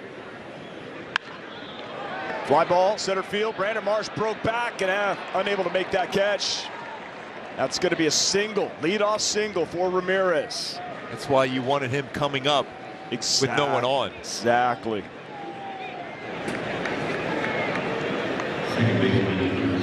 It's a tough read right off the bat, big swing. Not sure Marsh would have been able to get to it.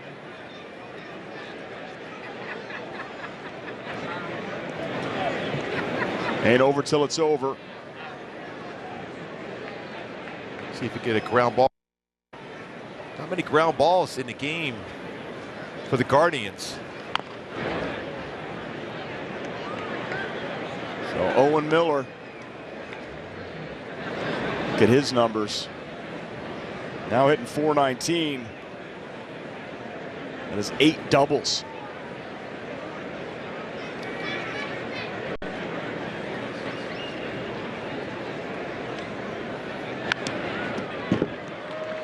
Just a strike throwing machine.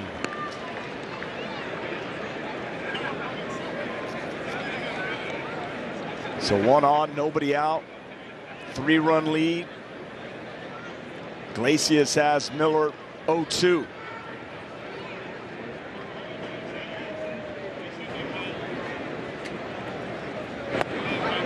Ooh, that's a great 0-2 pitch. Get the call.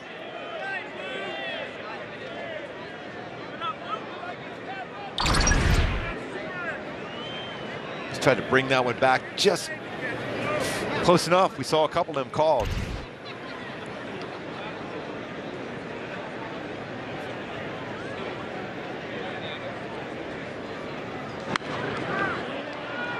Foul back.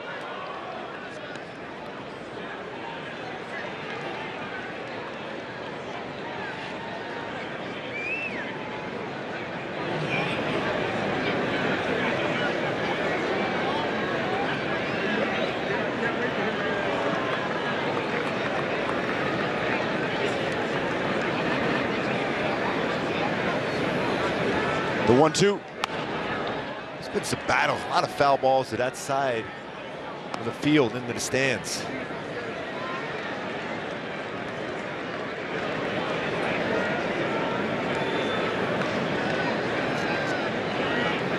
You just know something nasty's coming here from Iglesias.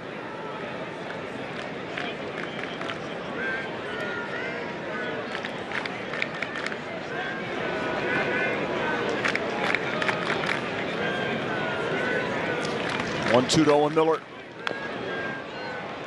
What a changeup out in front. It's 2 type of changeups. One that will go straight down. It's a split finger changeup, and the one that has that almost like a circle changeup will fade down into a right-handed batter. Exactly what that one did.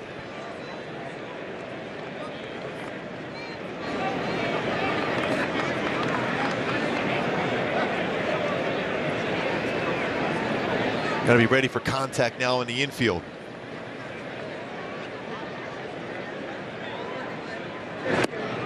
2-2.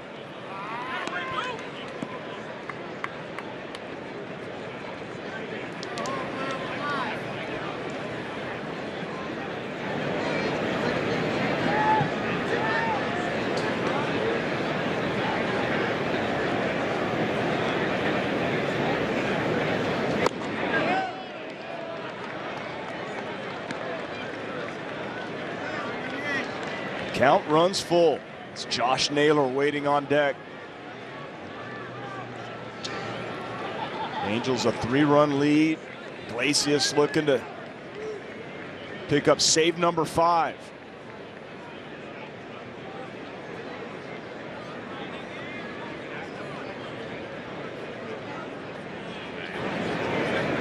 So many different pitches and so many different ways to throw them, Mark. Oh, yeah, he got him. to chase and expand the strike zone on his changeup. Big strikeout. Turn now, and there it is. That's that split that goes straight down. The two types of changeups from Iggy. That's a lot of guts. 3-2 changeup. Wow. What a pitch. And this man's unfazed by any situation. We saw last year, 34 big saves. Halo's 87-0 and leading after 8. Here comes Naylor right back to him. 1, 6, 3, double play. We'll call that one 4-3. Velasquez gives a big hug to Tyler Wade. That's save number 5. Detmers gets the win. Angels have won 5 straight, 6 games over 500. And a 4-game sweep of the Guardians, first time since 1997. So light up that halo. Oh, what an excellent effort today. Brandon Marsh provided all the offense today, but the pitching staff started with Reid Detmers on the mound, the bullpen with Hollywood. Archie Bradley, super looper dealing. Parra doing his job, and then Iggy doing what he does best. Quick outs, getting the save, 4-game sweep. Amazing first time since 1997 for the Halos. 6 games over, a 5-2 homestand after a 5-2 road trip. Took advantage of some mistakes. I mean, a team that really had some tough times in the field, and he took advantage of it. Great, not a lot of hard contact, except for Brandon Marsh with some hard contact. In that 2-hole, 3 singles and an RBI, standing by with Erica Weston. Very much, Patrick. Marshy, nice day at the dish for you today. On base 3 times, have another RBI. It looks like you're nice and relaxed and having a good time out there right now. Yes, ma'am. We're having some fun. Everyone's just feeding off each other, just grinding all together. So we're just having some fun. We got to keep the momentum rolling. You pick up your 3rd stolen base of the year, but how about the hustle double by Tyler Wade in the 7th inning? He eventually comes around to score. How nice is it for you guys to be able to utilize that part of the offense to generate more runs? Oh, yeah, Captain Chaos. Yeah, no, he's a spark plug for us, and we love it. So, you know, he's going to keep going. We're going to keep following. We're going to keep it rolling. All right, so 5-2 on this homestand, a 4-game sweep of the Guardians. How much confidence does this group have as you guys head back out on the road? I would say we're feeling good. We got to take this momentum into Chicago, but yeah, we're going to cherish today and then move on to tomorrow. Thanks for the time, Marcia. Nice job. Yeah, thank you. All right, guys. Thank you, Erica. Let's all cherish this one and move on to tomorrow. Angels pitching did such a fantastic job. They held Cleveland to 176 batting average and 1 for 15 runners in scoring position, and just they pitched great. I mean, I love with Raisel Iglesias closing games. I say, best closer we've seen here in this uniform since, personal, Percy Dalen. Seen it with Iggy Dalen. Game took 2 hours and 35 minutes. Nice and efficient and effective. Angels Live is coming up next.